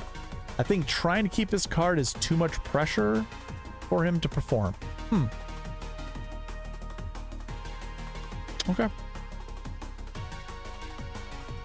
I do think though that tournament, like, I was listening to the broadcast on PGA Tour Radio, and they were talking about how it was windy for everybody. And this is true. Like, this is, I think most golfers know this, or if hearing this, you might go, oh, well, of course. But if you have any chinks in your armor, any cracks in your armor, wind is going to exaggerate those cracks. So like, if your swing isn't 100% pure, the wind is going to wreak havoc on your game. So having the creativity around the greens, I imagine he's probably bad around the greens. I know he's a big boy. I know he's a big South African. Hits the ball real far, but I have no idea what his... What was he, 7,000? There he is, Springer. Strokes gained 2, that means one stat is negative. What could it be? Actually, no. His around the green game recently looks good. Yeah, it's actually one of his strong suits. Approach is low. Off the tee's pretty high, around the green's okay, and putting's good. So then it's the approach. The approach probably harmed him last week. Anyways, I don't disagree with you. I don't disagree with your sentiment. Pressure does get to people, especially if they're trying to keep their tour card. Yeah, makes sense. Here we go. Davis Thompson, Ben Griffin, Andrew Novak, Doug Gim, the Mustache Man, Chandler Phillips, and Jacob Knapp. I like it. Christo? Nah. I know Christo is tall. I know he's like a 6'10" or something like that. I thought Hayden was like 6'4", 6'5", maybe 6'3". Maybe I'm wrong. Let's take a look. Hayden Springer. 27 years old, 6'3". Yeah, he's a big dude. He a big boy. Hayden Springer's American? Oh. I have always thought Hayden Springer was South African. He was born in Tennessee. He's born in Tennessee. No. Oh my God. What? Okay, I'm gonna tell you the name starts with an H, but it's not Hayden Portuis or Porchis or what, however you say his last name.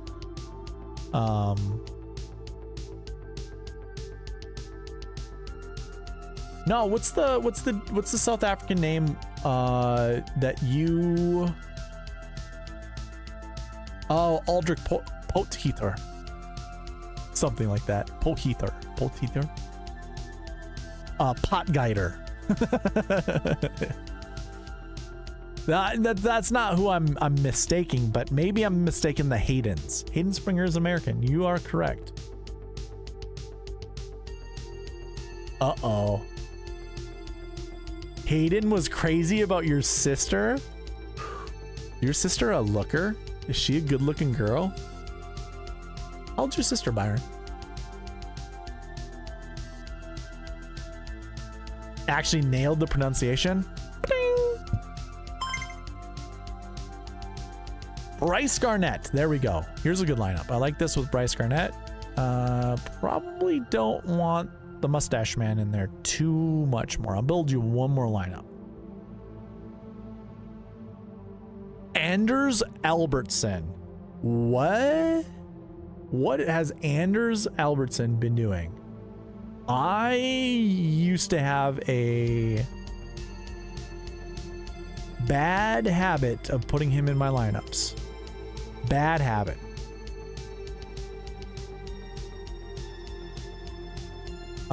Let me check. I want to see what has Alberts. I mean, he's been withdrawing from a lot of his PGA Tour events for like no reason.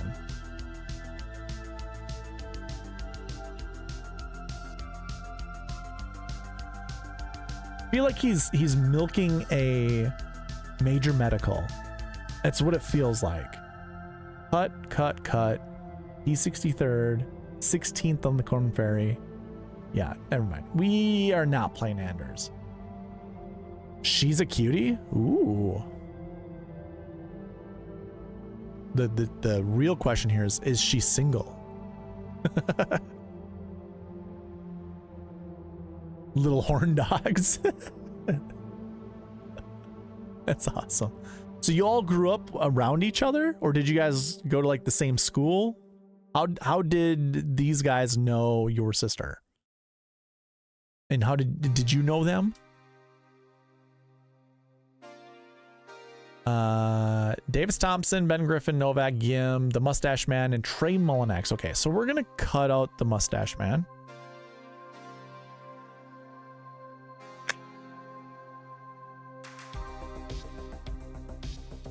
And yeah, that's fine.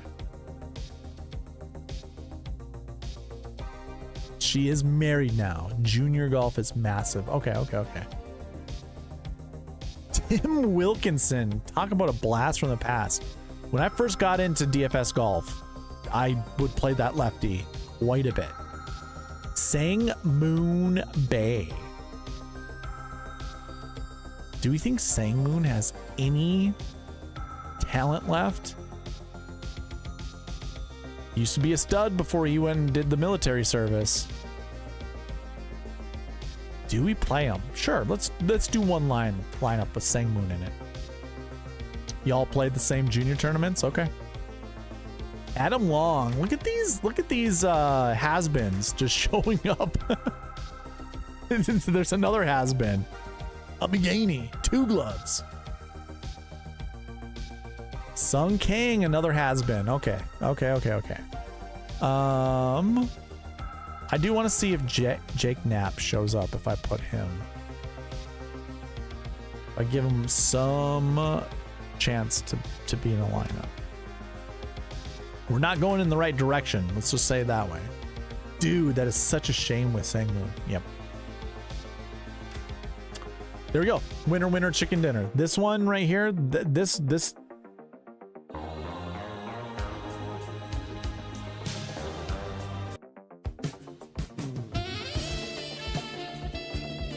there we go. This is the winner. Gary Woodland and Jake Knapp. Sign me the hell up. Stole that catchphrase from my South African friend Byron. That one was really good.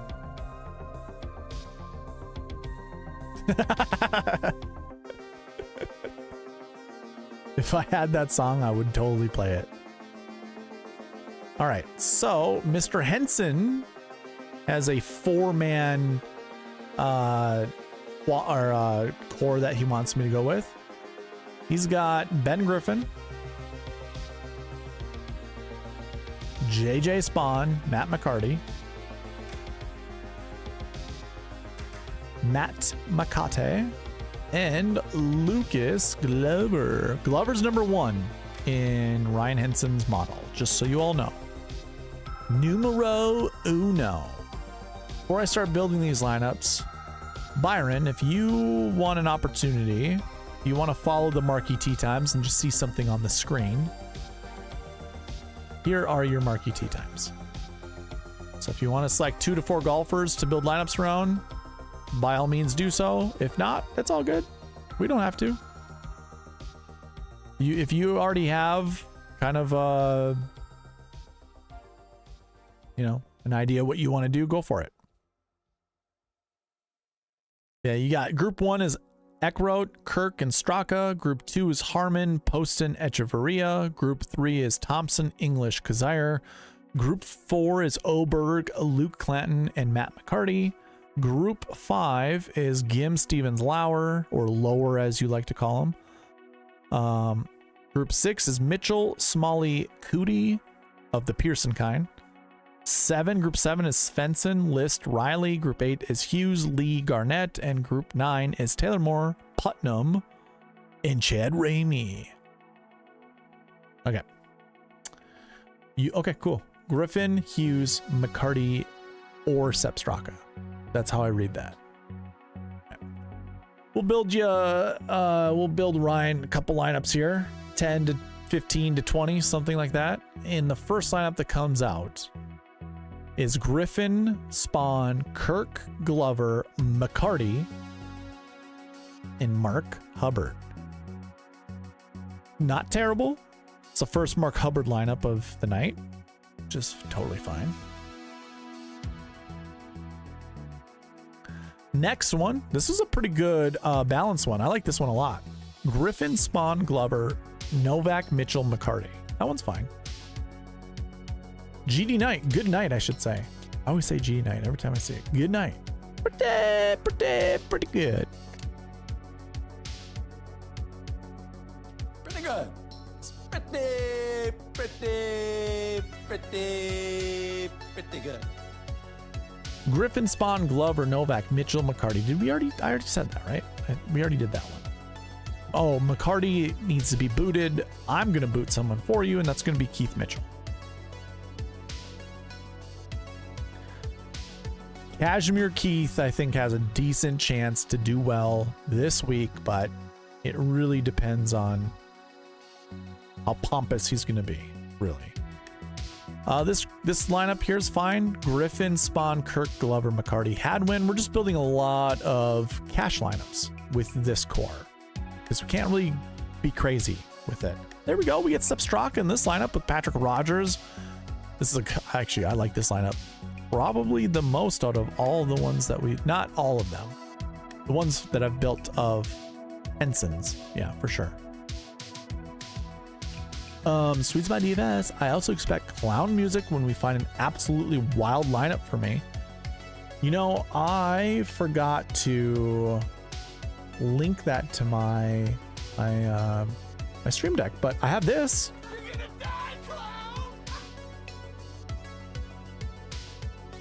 Griffin, Spawn, Glover, Rogers, Straka, McCarty. I already said that. So I gotta kick someone out since McCarty's kind of not being nice with us. Is it Straka or is it Rogers? We probably want to kick Rogers out. If I know Ryan Henson, he thinks Patrick Rogers is a loser because the big man, Degenerate75, calls him a loser. My guess. You know, just giving the chat some dirt on some South African professional golfers who chased my sister in UK. Oh, it's funny. I love it. Forgot Forgot. This is a good lineup. We get Griffin, Spawn, Glover, Straka, McCarty, Bridgman. We're leaving $800 on the table. That's fine. I'm going to kick out Bridgman. I can find that clown music though. I have the thing up right now. If I go to my soundboard, I have it for you. I have it. Yeah, I have it for you. Another one where we leave $800 on the table. Carson Young. I don't mind that. I imagine it's going to break sometime soon. Ooh. We get Doug Gim in this. Okay. Hey, Eric, why do you have a target on your head?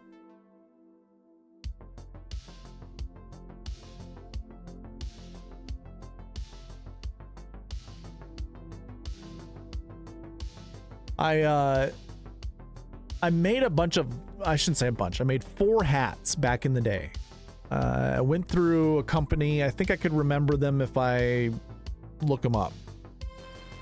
But I wanted to see how these hats operated, you know, because it's a patch that's sewn on. You can kind of see this one has a little bit of wear and tear, but I've had it over a year, so actually it's not terrible.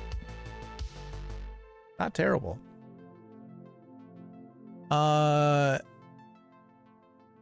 Griffin, Spawn, Glover, Gim, Straka, McCarty. Yeah, we went through that one. We like it.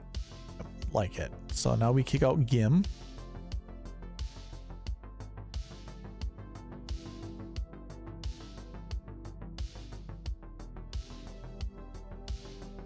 Love the emojis. Oh yeah, I do too, man. It's coincidence that my high school was black, red, and white, but red's always been my favorite color, and I love all white. I love all black. I don't necessarily like all red, but red being an accent color and white or black, love it. Or even white being the accent color of red, I love that. Just a little needle.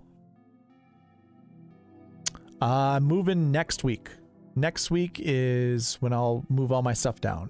So that also is why everything's kind of been delayed as it goes to like the website and stuff like that. There's been a lot of moving pieces all over the place.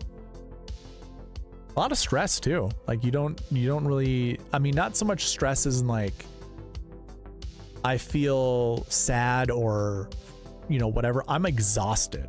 Like when I went down and I toured, I don't think I recovered for a full week. That came into this last weekend. So now it's like back to the grind, but then I move all my stuff down next Tuesday. Yeah,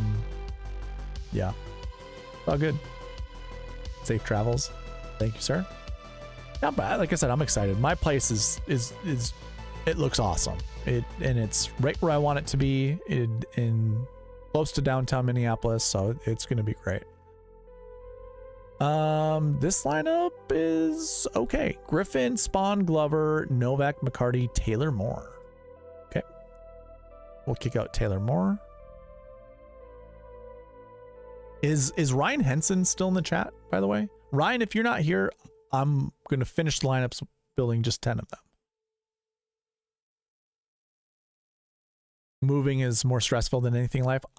I don't know if I'd go that far, but yeah, it's just okay. So for me, it was like, I went to all these different places, going into different environments. You smell different things. You breathe in different things. The lighting is different. Like you're putting your body through shock, like going through all these different things. And then you got to sit there and you talk to the person and you're trying to get information from them, trying to figure out how much will rent be? What amenities do I get with everything? Do you have any leasing deals? Stuff like that. So you go through the whole rigmarole and it's like, oh, there goes 1 hour. Go to the next place. There goes another hour. Go to the next place. There's another hour, another hour, another hour, another hour. And by the time it's like, oh, it's dark out, and I got to drive home. it's just, it's very tiresome, or it was tiresome. Here's a good lineup. Griffin, Spawn, Glover, Novak, Svensson, and McCarty. All right. I gave you enough time to respond, Mr. Henson. I'll give you this lineup. This one's pretty decent. Griffin, English, Spawn, Glover, McCarty, Kevin, you. This one's good. Matt Wallace, you get added in there, leaving $200 on the table. That one's fine. Cooch, leaving $800 on the table. Holy moly. That's fine though. Leaving $400 on the table, going with Bud Colley. I don't mind it. I feel like Bud is one of those guys that's good on Bermuda. It's more of a feeling than an actual, like, whatever. And that was with Mackenzie Hughes, by the way. This one's fine. Basically building 20 lineups for Henson. He's not even here. Just gonna cruise through these. Harmon, Yuan, that's fine. Harmon, anchor that lineup. Poston with Streelman. It's another good lineup. Griffin, English, and Bramlett, or the Bramwagon, as good old Cecil said back in the day, wherever that guy is. Poston, Smotherman. It's fine. And T-Dunks, past champion. Do we think he plays well? Sure, why not? All right. Those were 20 lineups for Mr. Ryan Henson. We're moving on. And we're going to go ahead and put in Byron's. And then good night. You will be next. Hey, good night. Did you see the new emojis that are in the whole little emoji thing? I added 2 new ones. All right. So from Byron, he wants Ben Griffin, Mackenzie Hughes, who Byron can't get enough of in his drafts, and then he wants either McCarty or Sepp Straka. This is great. Here's how we'll do this.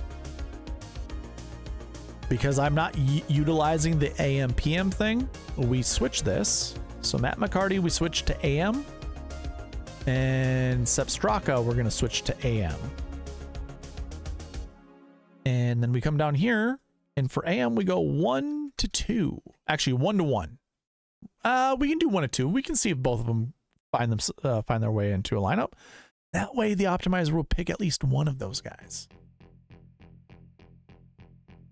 What's my favorite sweet spot lineup tonight? Let's see. There were 2. Ben Griffin, JJ Spawn, Glover, Rogers, Straka, and Matt McCarty. It's a very balanced build, very good cash game lineup in my opinion. And then I think probably my favorite is Davis Thompson, Ben Griffin, Andrew Novak, Gim, Gary Woodland, and Jake Knapp. I like anything with Knapp in it, and I think this is a good tournament for Woodland, to be honest with you. All right, in we go. We get Ben Griffin, Mac Hughes, Austin Eckgoat, Keith Mitchell, McCarty, and Mark Hubbard. We're going to kick out Mark Hubbard.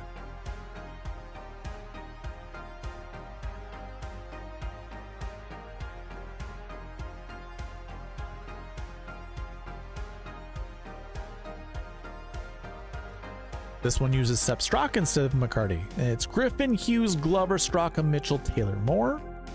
That one's fine. Not terrible. The Mustache Man gets put into this one. And it was the same 5 with Chandler Phillips. Oh boy. We get Davis Thompson, Ben Griffin, Mac Hughes, Sepp Straka, the assassin himself, Rio Satsune, and Davis Riley.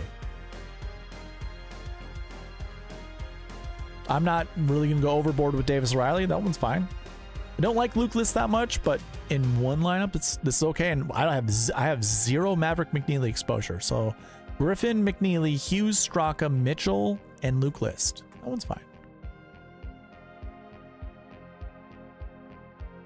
We're getting that Straka Mitchell core. Do you like Keith Mitchell enough to keep playing Keith Mitchell? Davis Riley, ... Griffin, Hughes, Eric Cole, Straka, Mitchell, and the Satsune.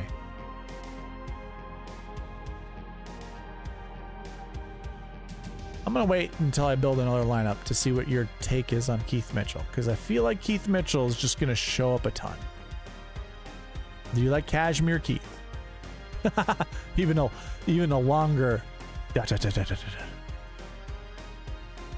right. Keith Mitchell, we're just going to kick out. Part of this is science and part of it is art. And we don't want to paint with that paintbrush anymore. Don't like the color that's showing up on the canvas. Switch it up. See, woo, Kim, Ben Griff. Whoa. I totally forgot that I even have this. I gotta find it. See, yeah, there you go. Forgot I had it. He needs a vacation. Yeah. Patton Kazire, Echeverria. You know what? That's fine. I'm not gonna go heavy on Kazire this week, and I wouldn't put him in any of my like high-end contests, but it's fine. Here's a lineup. This is a lineup that I can get behind 100%. McCarthy, Griffin, Hughes, Straka, Fishburne, and David Skins. Byron, you've been telling me almost the whole fall season David Skins is a decent golfer, and I kind of just don't like David Skins. This week I like David Skins. I think this is a good David Skins week. So we're gonna do that. What else was I thinking about doing? Never mind.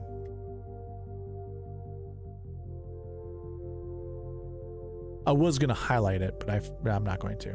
Here we go. What a lineup.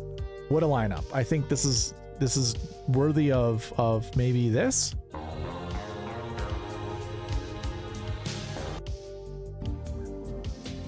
Never seen you looking so lovely as you did. I like it.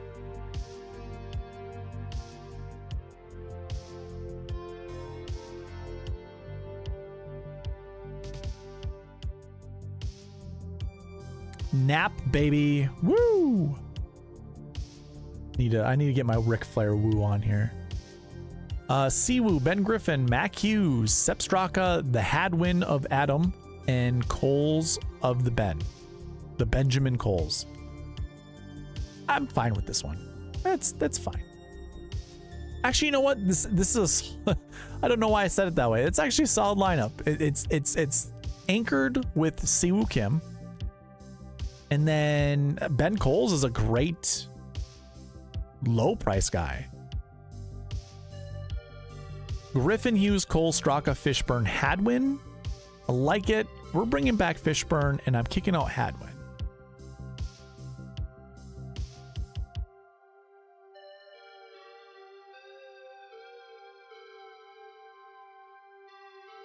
Griffin, Hughes, Glover, Straka, Svensson, Kuchar. Yeah, that one's fine too. That's more than fine. It's good. It's good. There you go. Fishburne with this one with Svensson. Fishburne's getting the boot. How long have those numbers been next to the names? These numbers over here? You talking about the buckets over here? These numbers right there?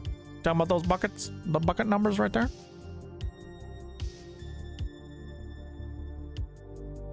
Since the beginning of the optimizer being built. I need Wicked Game. Yeah, I need something that's like, so I can't play more than, I think it's 8 seconds, but I think it's less than that. I think it's 5 seconds. Can't play more than 5 seconds of a song, otherwise I'll get copyright claimed. Next to the parentheses.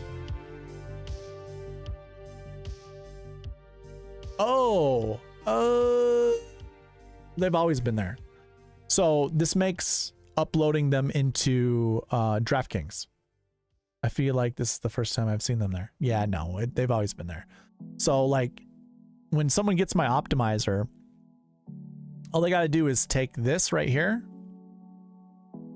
copy this over and paste it into a file, and boom, they upload it right to DraftKings with their contest. So I have a contest. You would put all your contest names right here and then hit randomize, and then whatever lineups you've just built, you can take biases out of your choosing, like which lineups are at the top. That's what I did last week, and that's how I got a really good lineup in the $25 sand trap. But yeah, you just can hit this as many times as you want, and you'll have new lineups in different orders up here. But yeah, you would put you take that sheet you get from DraftKings and you just extract from the entry fee to the entry ID. Put that all right there, sort it however you want, and then you can add your lineups here. And if you want to track how much money you've been how much money is behind each player, I have the names you would add right here. And you'd be able to see how much you've invested, the max amount in a contest, all that good stuff. Some fun tools. But yeah, this is just for DraftKings import. And I think, nope, never mind. Okay, here's a good lineup: Siwoo Kim, Ben Griffin, Mac Hughes, Sepp Straka, Justin Lower, Adam Schenk. It's not Lower, it's Lauer. We don't mispronounce names on here.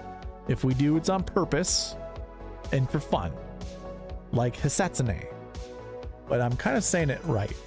Hisatsune would be how you'd say it, but I like to say Hisatsune. Griffin, English, Hughes, Straka, Svensson, Brendan Todd, Georgia boy. No, Canadian, sorry. Georgia boy. Where's Ben Griffin from? Ben Griffin, a Georgia boy? Georgia boy?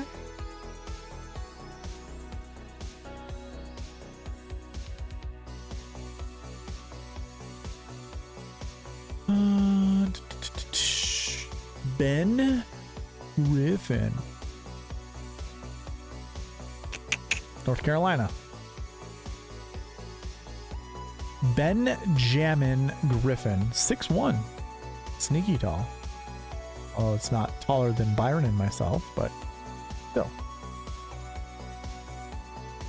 He is for, oh, whoa. His residence is in St. Simon's Island, though. There we go. So this is a home field event for him.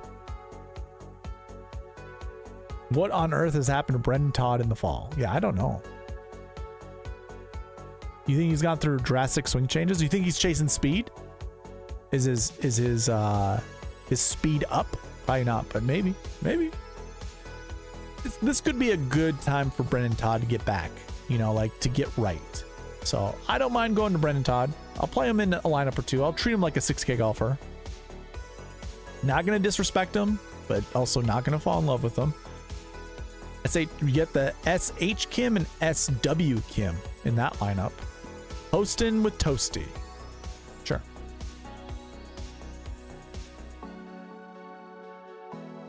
Ben Griffin, English, Hughes, Straka, Lauer, and Gary Woodland. There we go. We love that lineup too. That one's a good lineup. We give it this one. Anytime I see Gary Woodland, that's what's happening. Do this. So we haven't seen any. Oh dear Lord. I totally didn't even see this. McCarty got the boot a long time ago. It kicked him out and it didn't allow him back in. I need to give him a boost. We'll go 50. I don't want to see him not be taken. The lineup's good. Griffin, Hughes, Cole, Glover, Straka, Bud, Colley. Brendan Todd is waiting for Thanksgiving. He wants to eat and get fat. Who doesn't? It's not a Brendan Todd thing. That's an everybody thing, or most people think. Griffin, Matt Wallace, Hughes, Eckgoat, McCarty, and Zachary Blair. No, Blair's such a loser. Can't stand playing that guy. Griffin, Hughes, Kirk, Svensson, McCarty, Kim. No, thank you. I don't want Michael Kim. Here's a good lineup. We get Straka and we get McCarty in this lineup.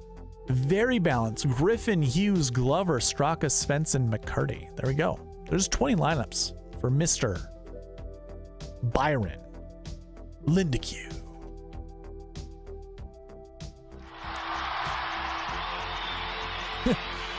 I know, Brennan Todd, 6'4", doesn't make any sense. Has one of the weakest golf swings I have ever seen for someone that tall. And he always has his chin pressed into his neck.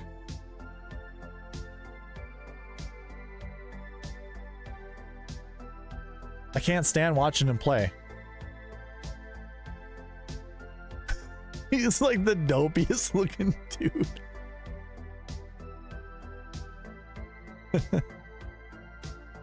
All right. Good night. Oh, you know what? I'm so sorry. Here you go, Byron. We built some good ones.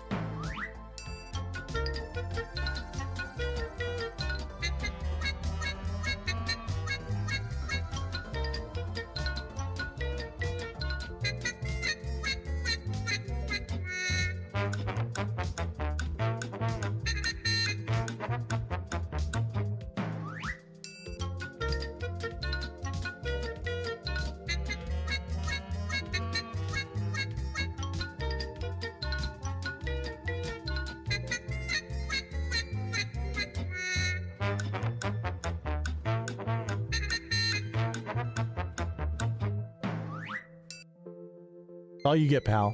It's all you get. 2 runs of it. Whee!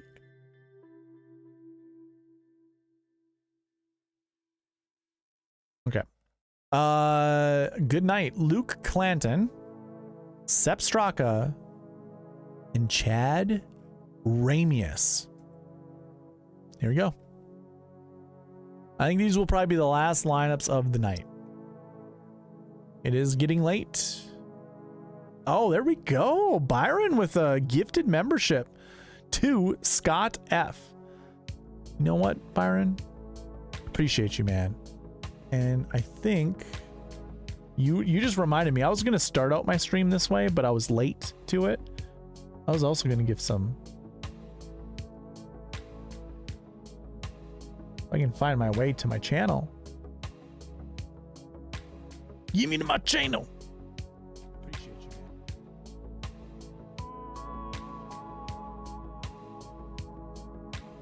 Thank you very much, Byron. And I'm just gonna go right on top of you and gift out some memberships. I gifted out 5. Where did the other ones go? Do I only have 4? Do I only have 1 to give out?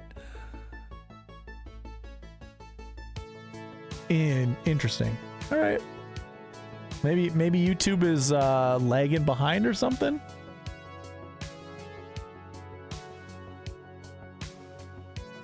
Or the other ones, maybe they don't allow you to. That doesn't make any sense. Do you have to be in the chat? I do. Yeah. So I open up my. We'll go into the matrix. I just open up this and then there was a, show chat and then I gifted over here. So if you wanted to see how you do that, it's right here.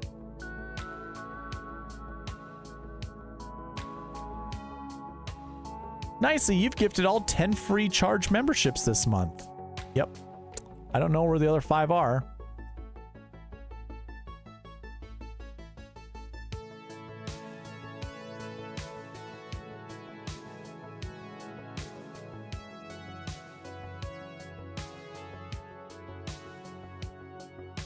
Anywho's, all right, we're building lineups. I got a little distracted there.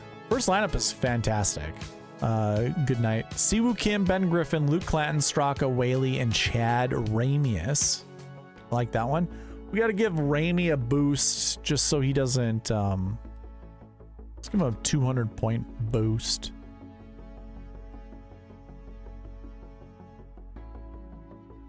AJ Love says, present. Where'd you go, dude? Where'd you go? Where'd you go, bro? Luke Clanton also needs a little bit of a boost. We'll give him a 100-point boost. That's a winner. Winner, winner, chicken dinner. Ooh, chicken sounds good right now. Vince Whaley's getting the boot this time. We already saved it, so it's a good lineup. They're good. I am saying there are only 4 people watching with most of us members. So as people come in, it will likely gift them when they get in here. No, because Scott F isn't watching. So you gifted a membership and Scott F got it. You need to be subscribed to someone's channel and you need to have your gifts enabled. And that's the only way you can get a gifted membership. Now, it's possible that, I mean, I don't know, man. I have 780 subscribers and I think I only have 29 members, with 10 of them now being free. Let me double check. How many members do I have? Memberships. See your members. 19 members. 19 members and 10 of them are free. Well, no, not 10. It didn't give out 5. It only gave out 1.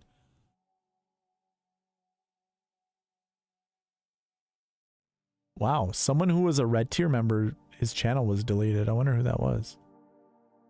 Interesting. But I see you, Byron. 8 months at the red tier. That's awesome. Shot like Harden's on 10 months. Insane. Appreciate you guys. Hell yeah. McCarthy, Hughes, Clanton, Straka, Hubbard, and Chad Ramey. Good lineup. We're going to kick out Hubbard, though. Hubbard. So where did yours go then?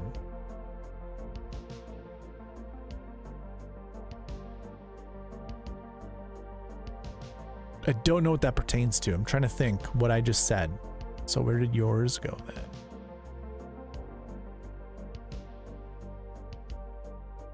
I don't know what that means. Siwoo Kim, Mac Hughes, Clanton, Rogers, Straka, and Ramey. Love it. Kick out Chad Ramey. You told me to put him in. You told me to lock him in. Oh, memberships probably went away. Oh, the other 4, I don't know. It's got to be a glitch. It's got to be a glitch. Got to be a glitch. All right, Chad Ramius. It's gone. I had to pause my subscriptions for a bit, but I've lost way too much this year on DraftKings. Yeah, you do what you got to do. I'm thankful for all the people that can. Like, I truly just want to make money through my website, but I do enjoy the exclusivity and the camaraderie from the members. So the people that are very, like, you know, involved and invested in this channel, I like to provide them with rewards more so than just random people. So, but, you know, YouTube doesn't allow, you know, this to, I can't give out free memberships. I mean, I think you can give out free memberships and do all this kind of stuff, but then that kind of defeats the purpose. Like, if people really care about you, they're going to spend the $2, you know, for the red tier. But the white tier, to get all that other access to everything, is $5. So, and in a lot of ways, I try to give back that money through giveaways. So while the channel's still relatively small, the likelihood for you guys to get rewarded is pretty high. Just got to be here.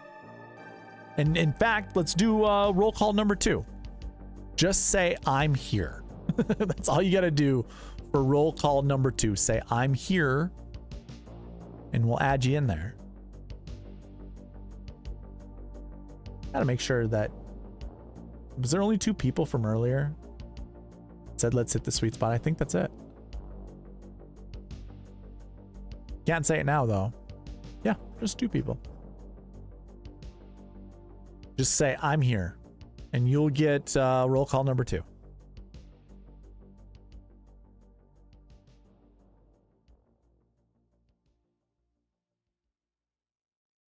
All right. Byron, white tier, baby. Woo! Appreciate it, dude. Now you get access to the members only videos that I've been putting on YouTube. I do that every Wednesday night. Members only. Onlymembers.com. Where's good night on your giveaway? Good night. You didn't post anything. My first roll call was let's hit the sweet spot, and only AJ Love and Ryan Henson posted it. And if you want additional entries, comment on this after it goes live. White is the way to go. You like to hit from the white tees, huh?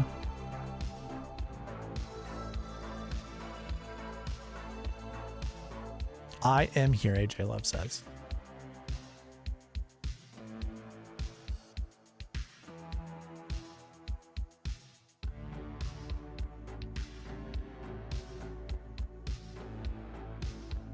You know what? Good night. I will put you on here despite you not wanting to say I'm here.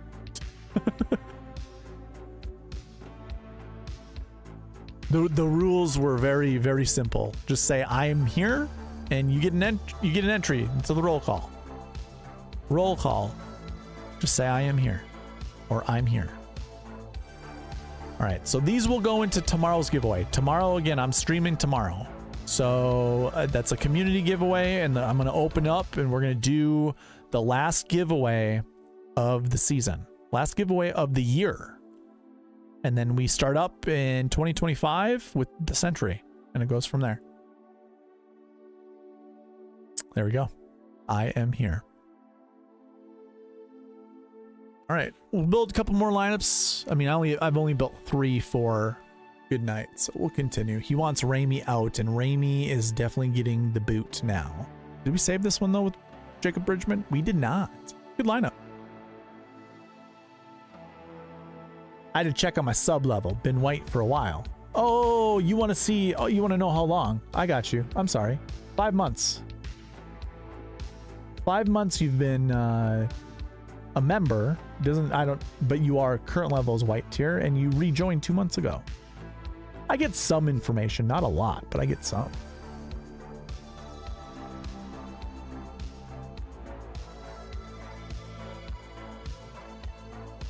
Yeah, and as you go on, you'll get different badges, different color badges. Though, I wonder... Oh, yeah. I have some for like 12 months. So when you get to the 12 month, you'll get a new badge. And then I think when you hit 18 months and then 24 months, I think, you'll get another new badge at that time. So things to look forward to. The Mustache Man, Chandler Phillips. Not a bad lineup.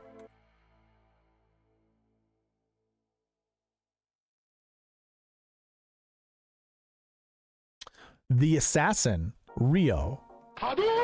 Assassin. Griffin Hughes, Clan, Straka, Mitchell. I like it. I don't like the Straka Mitchell combo though.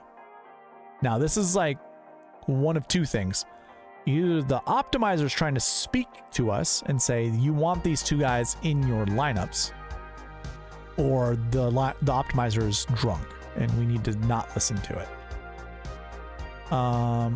Griffin, Clanton, Glover. No, this is literally okay. So this follows the sweet spot process. I just want to mention this really quick. This follows the sweet spot process. This follows the Marquee Tee Times, the buckets, everything. It's the most balanced lineup you can build. It's one of the most balanced lineups you can build. Because if you start at 8,300 and you work your way north, you have to obviously add people on your way south. This has got to be one of the most balanced lineups you can build, and it follows the sweet spot process. That's probably a good sign. Probably a good sign. We're going to kick out Keith Mitchell, though.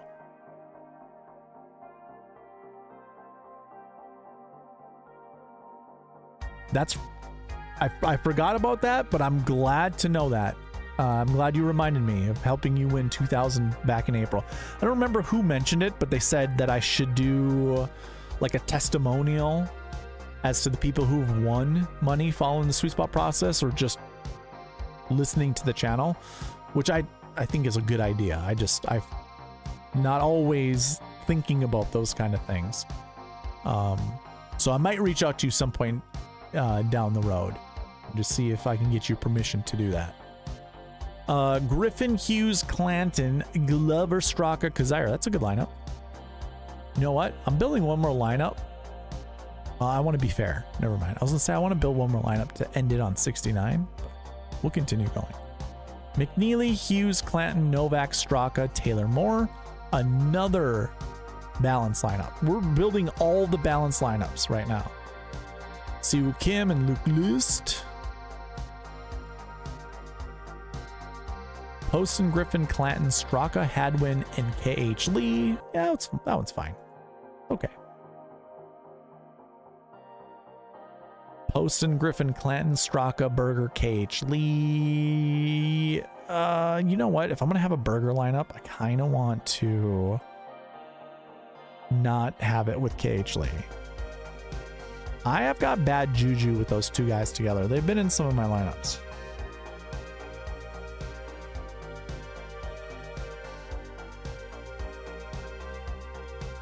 Poston, Hughes, Clanton, Glover, Straka, Coles. Fine. Actually, I like that lineup a lot. I don't know why I just said it's fine. Good lineup.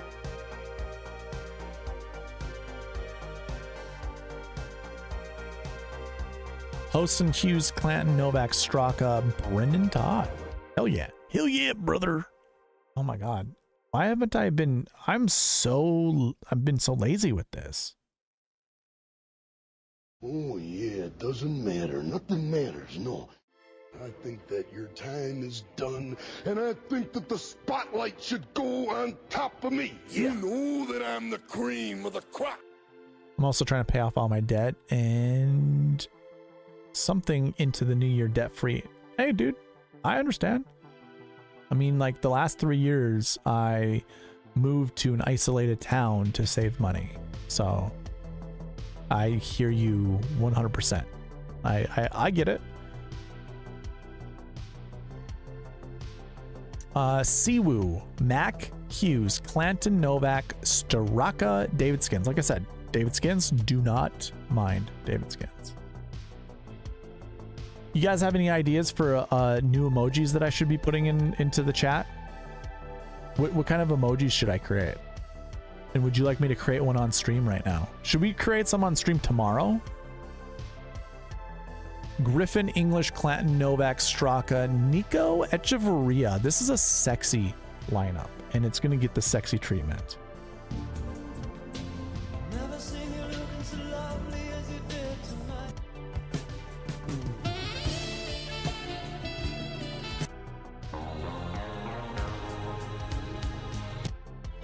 It's a great lineup.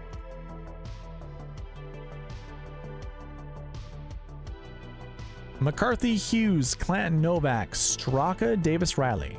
Not bad. I'd rather be in high debt and living freely if World War III is going to pop off. Yeah, big if. If. That would be also a bad investment to hold on to. Griffin, Clanton, Glover, Novak, Straka, and Svensson. Good lineup. Another good lineup. Another good balanced lineup. Different type of balance. Like, these are all really balanced lineups. Kind of digging it. I do like Clanton, too. Griffin, Hughes, Clanton, Novak, Straka, and Knapp. Yeah, that's a good one, too. That one's a really good one. No dupes either tonight. Poston, Hughes, Clanton, Glover, Straka, Damon. Do we end the night with a Damon lineup? Probably not. I don't mind ending it with the Joe Highsmith lineup, though, with Lauer, Straka. Yeah, that's a good lineup, dude. So these last 10 lineups, all pretty decent. All starting with Ben Griffin. Those are some good lineups, guys. I like them a lot.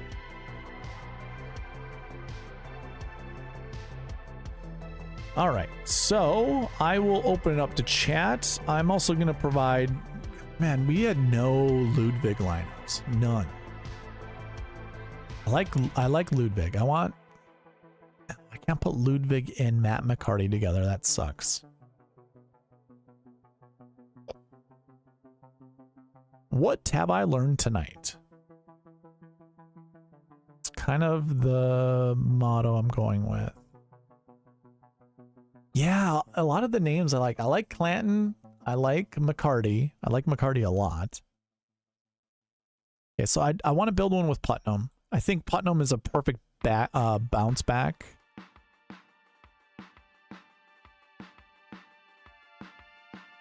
A bounce back candidate this week.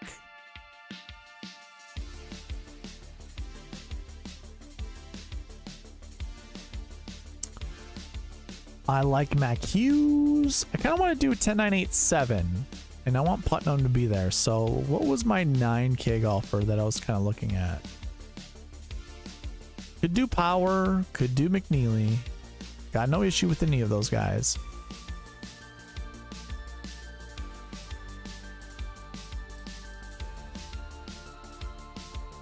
Huh.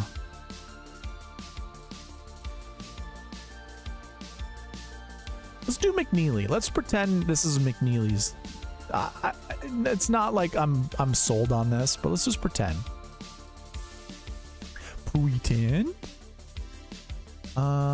No on Kirk. Trying to also find another guy in the Marquee Tee Times. It's kind of difficult to build with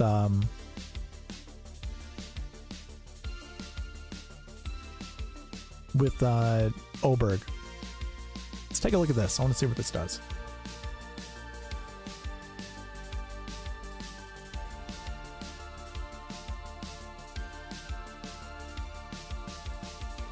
You also participate in the riots. Good night. I'm waiting for World War III so I can.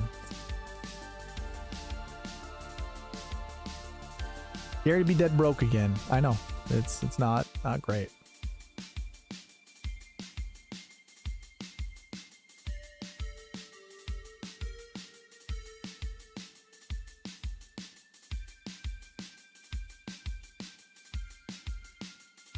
Oh, thank you, Woodland. Yes. Eric, you learned to not have a bullseye on your forehead. I've never really worn a hat for very long. I wore a hat all night tonight while I was driving the Zamboni. So we got the old hat hair going on, which doesn't look terrible, but figure we represent the SweetSpot brand wearing the SweetSpot hat.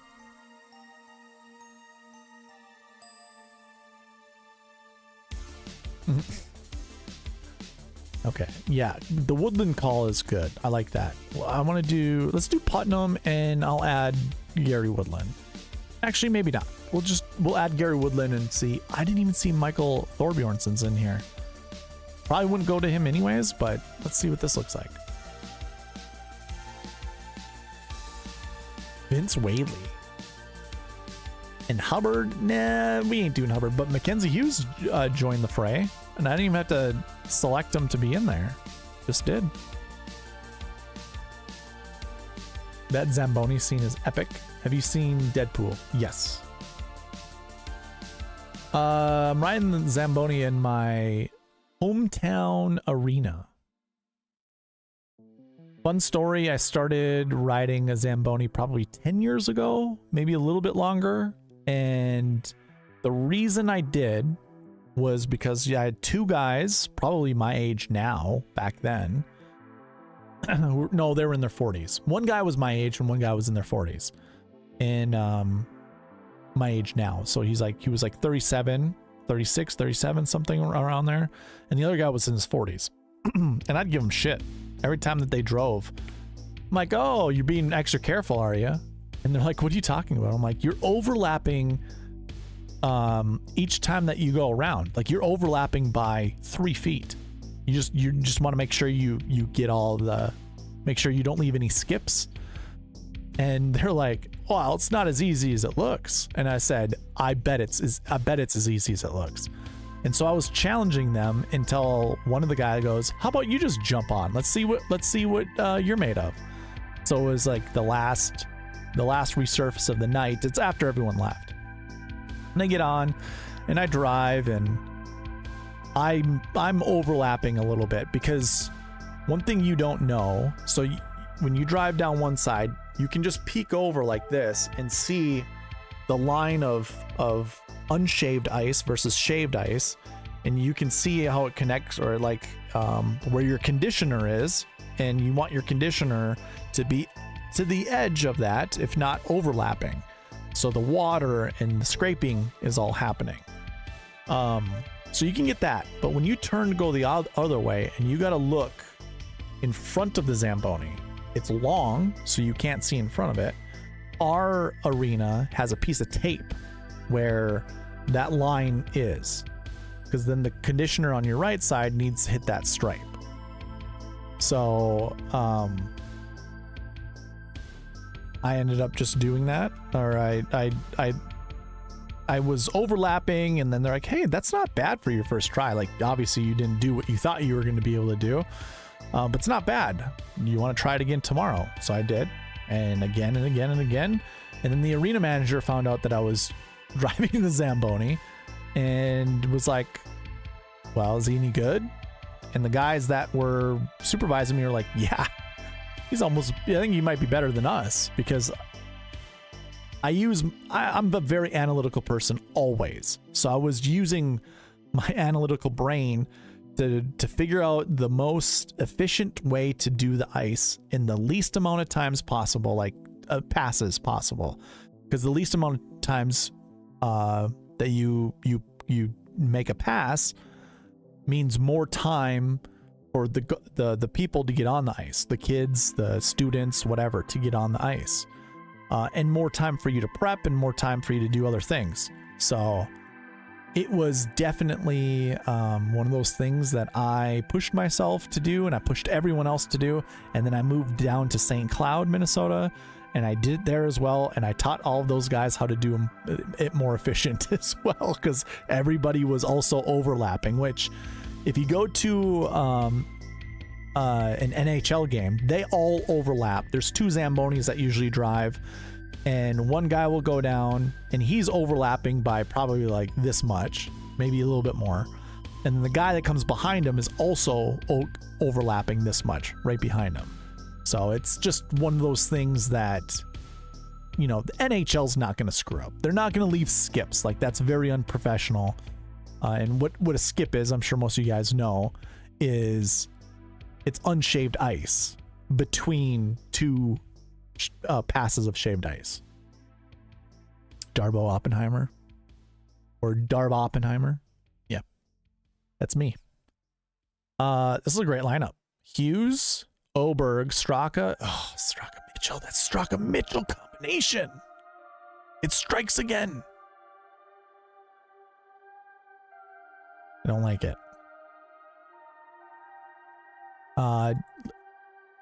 Ludwig says he's completely healthy, by the way. Do we believe that? If so, I mean, the guy, the best golf swings on tour.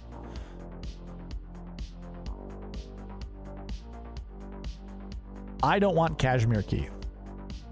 Don't want him close to my labs, and I certainly don't want to pair him up with Sepp Straka. I am shaved ice fan, not gonna lie. Okay, you do you. Boo. KH Lee, no.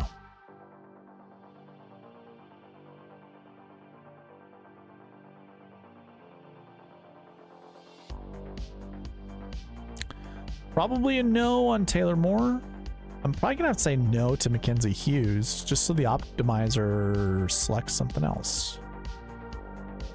Oh, but we do get the assassin, and we are getting Whaley stuck to this. I'm gonna say no to Whaley. I do like him. I don't like having price tags together, and I just like Woodland more than Whaley. Just appealing. So now I go Oberg, Glover, Straka, Lauer, Bridgman, and Woodland. Okay, so that's very balanced. Now I'm going to force the optimizer to go 10, 9, 8, 7.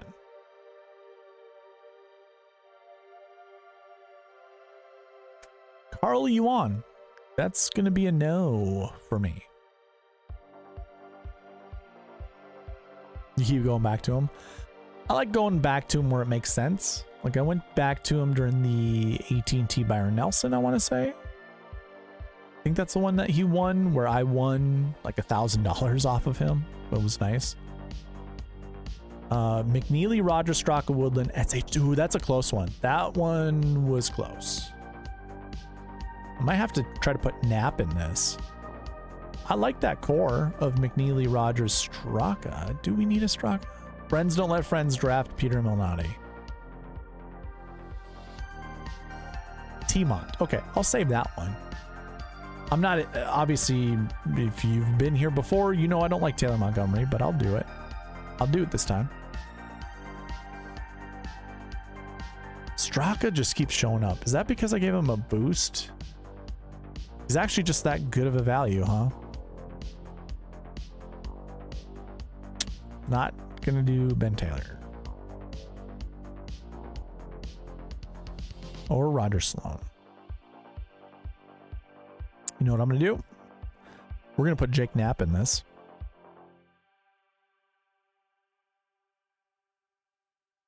Jake Knapp.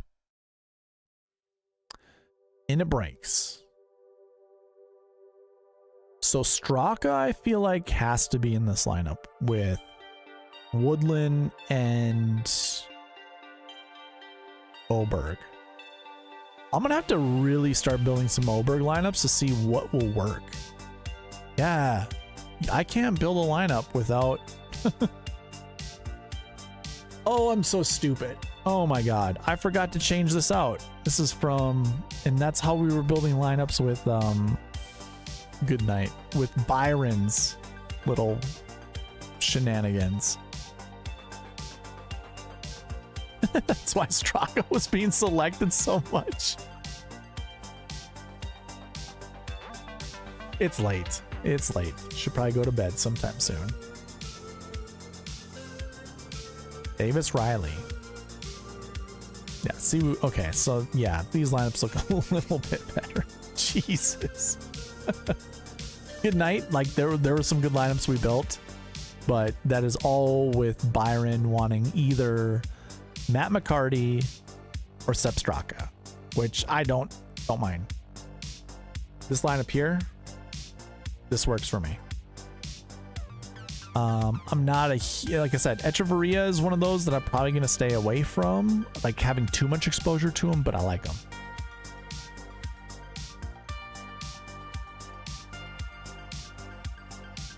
Ooh, B. Todd. Yeah, I'm going to kick out Chris Kirk. And probably going to build 2 more lineups and call it good. Smalley with Poston? Sure, sign me up. And Andrew Novak without even trying?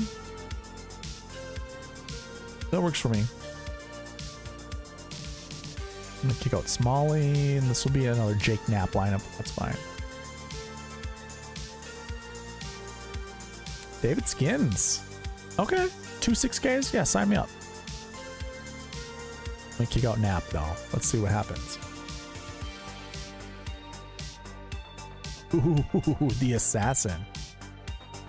Eckgoat. Okay, sure. We're going to kick out David Skins, though. I don't want David Skins. 6,400 seems a little too cheap for him, but it is what it is.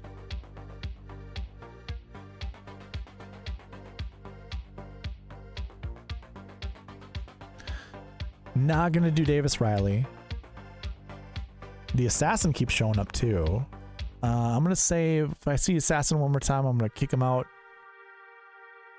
And there he is with Tyler Duncan, so we're gonna kick him out. I'm over it, man. I'm over it. Too much Woodland. Well, I anchored Woodland, so I'm building Oberg Woodland lineups.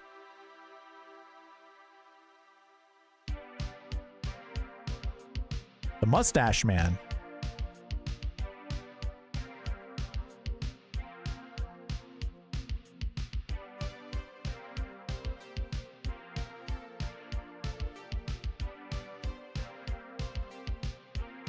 All right, good night. Have a good night. This is a good lineup to end on, to be honest. Oberg, McNeely, Eckroat, Woodland, Todd, and Sam Ryder. Don't want Eckroat. I'm not too high on Eckroat. Poston Rogers, Kazire Nap. Ooh, that's a natural nap.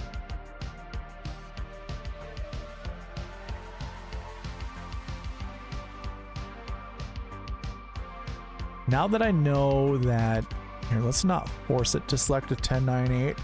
Now that I know it was just following those rules. I'm not going to do Kazire though.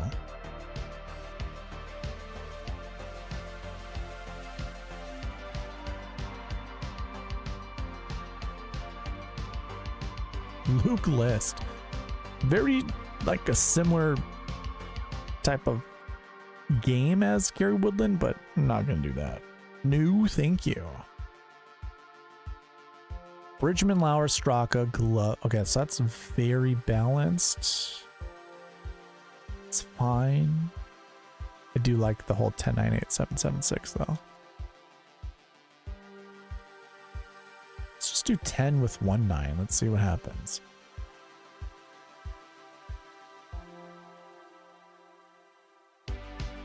Okay.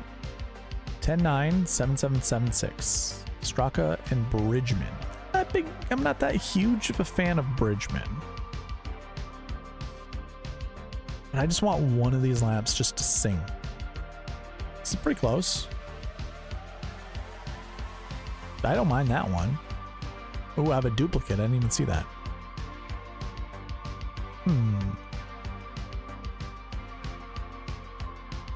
It's a really good lineup. All right, let's make it force it to choose an 8K. Andrew Novak with Poston. Monto Griffin. Okay. Solid. Shank. We're going to say no. Damon. We're going to say no. Although there's a spawn. This one I'm behind. 10-9-8-7-7-7. Yep. Perfect. Okay. We're going to end on that. Reminders really quick.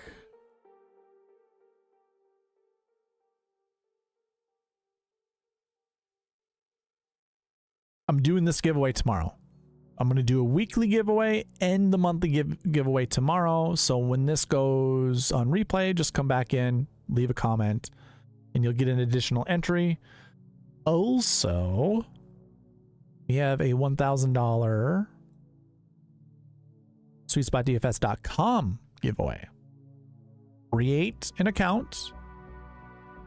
That is how you get an entry into the giveaway. And then once I hit 1,000 subscribers, I'm giving away $1,000 worth of giveaways. Lifetime membership, an annual membership, and 2 $100 memberships. So that's how you do that. Do I have anything else? Community stream tomorrow. Be on the lookout. I'll put it live, or I'll post it on YouTube, let you know what time it's going to be. It's probably going to be 7 p.m. maybe earlier. We'll see how things go with the day. Yeah, I'll show you all stuff tomorrow. That's all I got for you though. Have a good night. I'll see you tomorrow.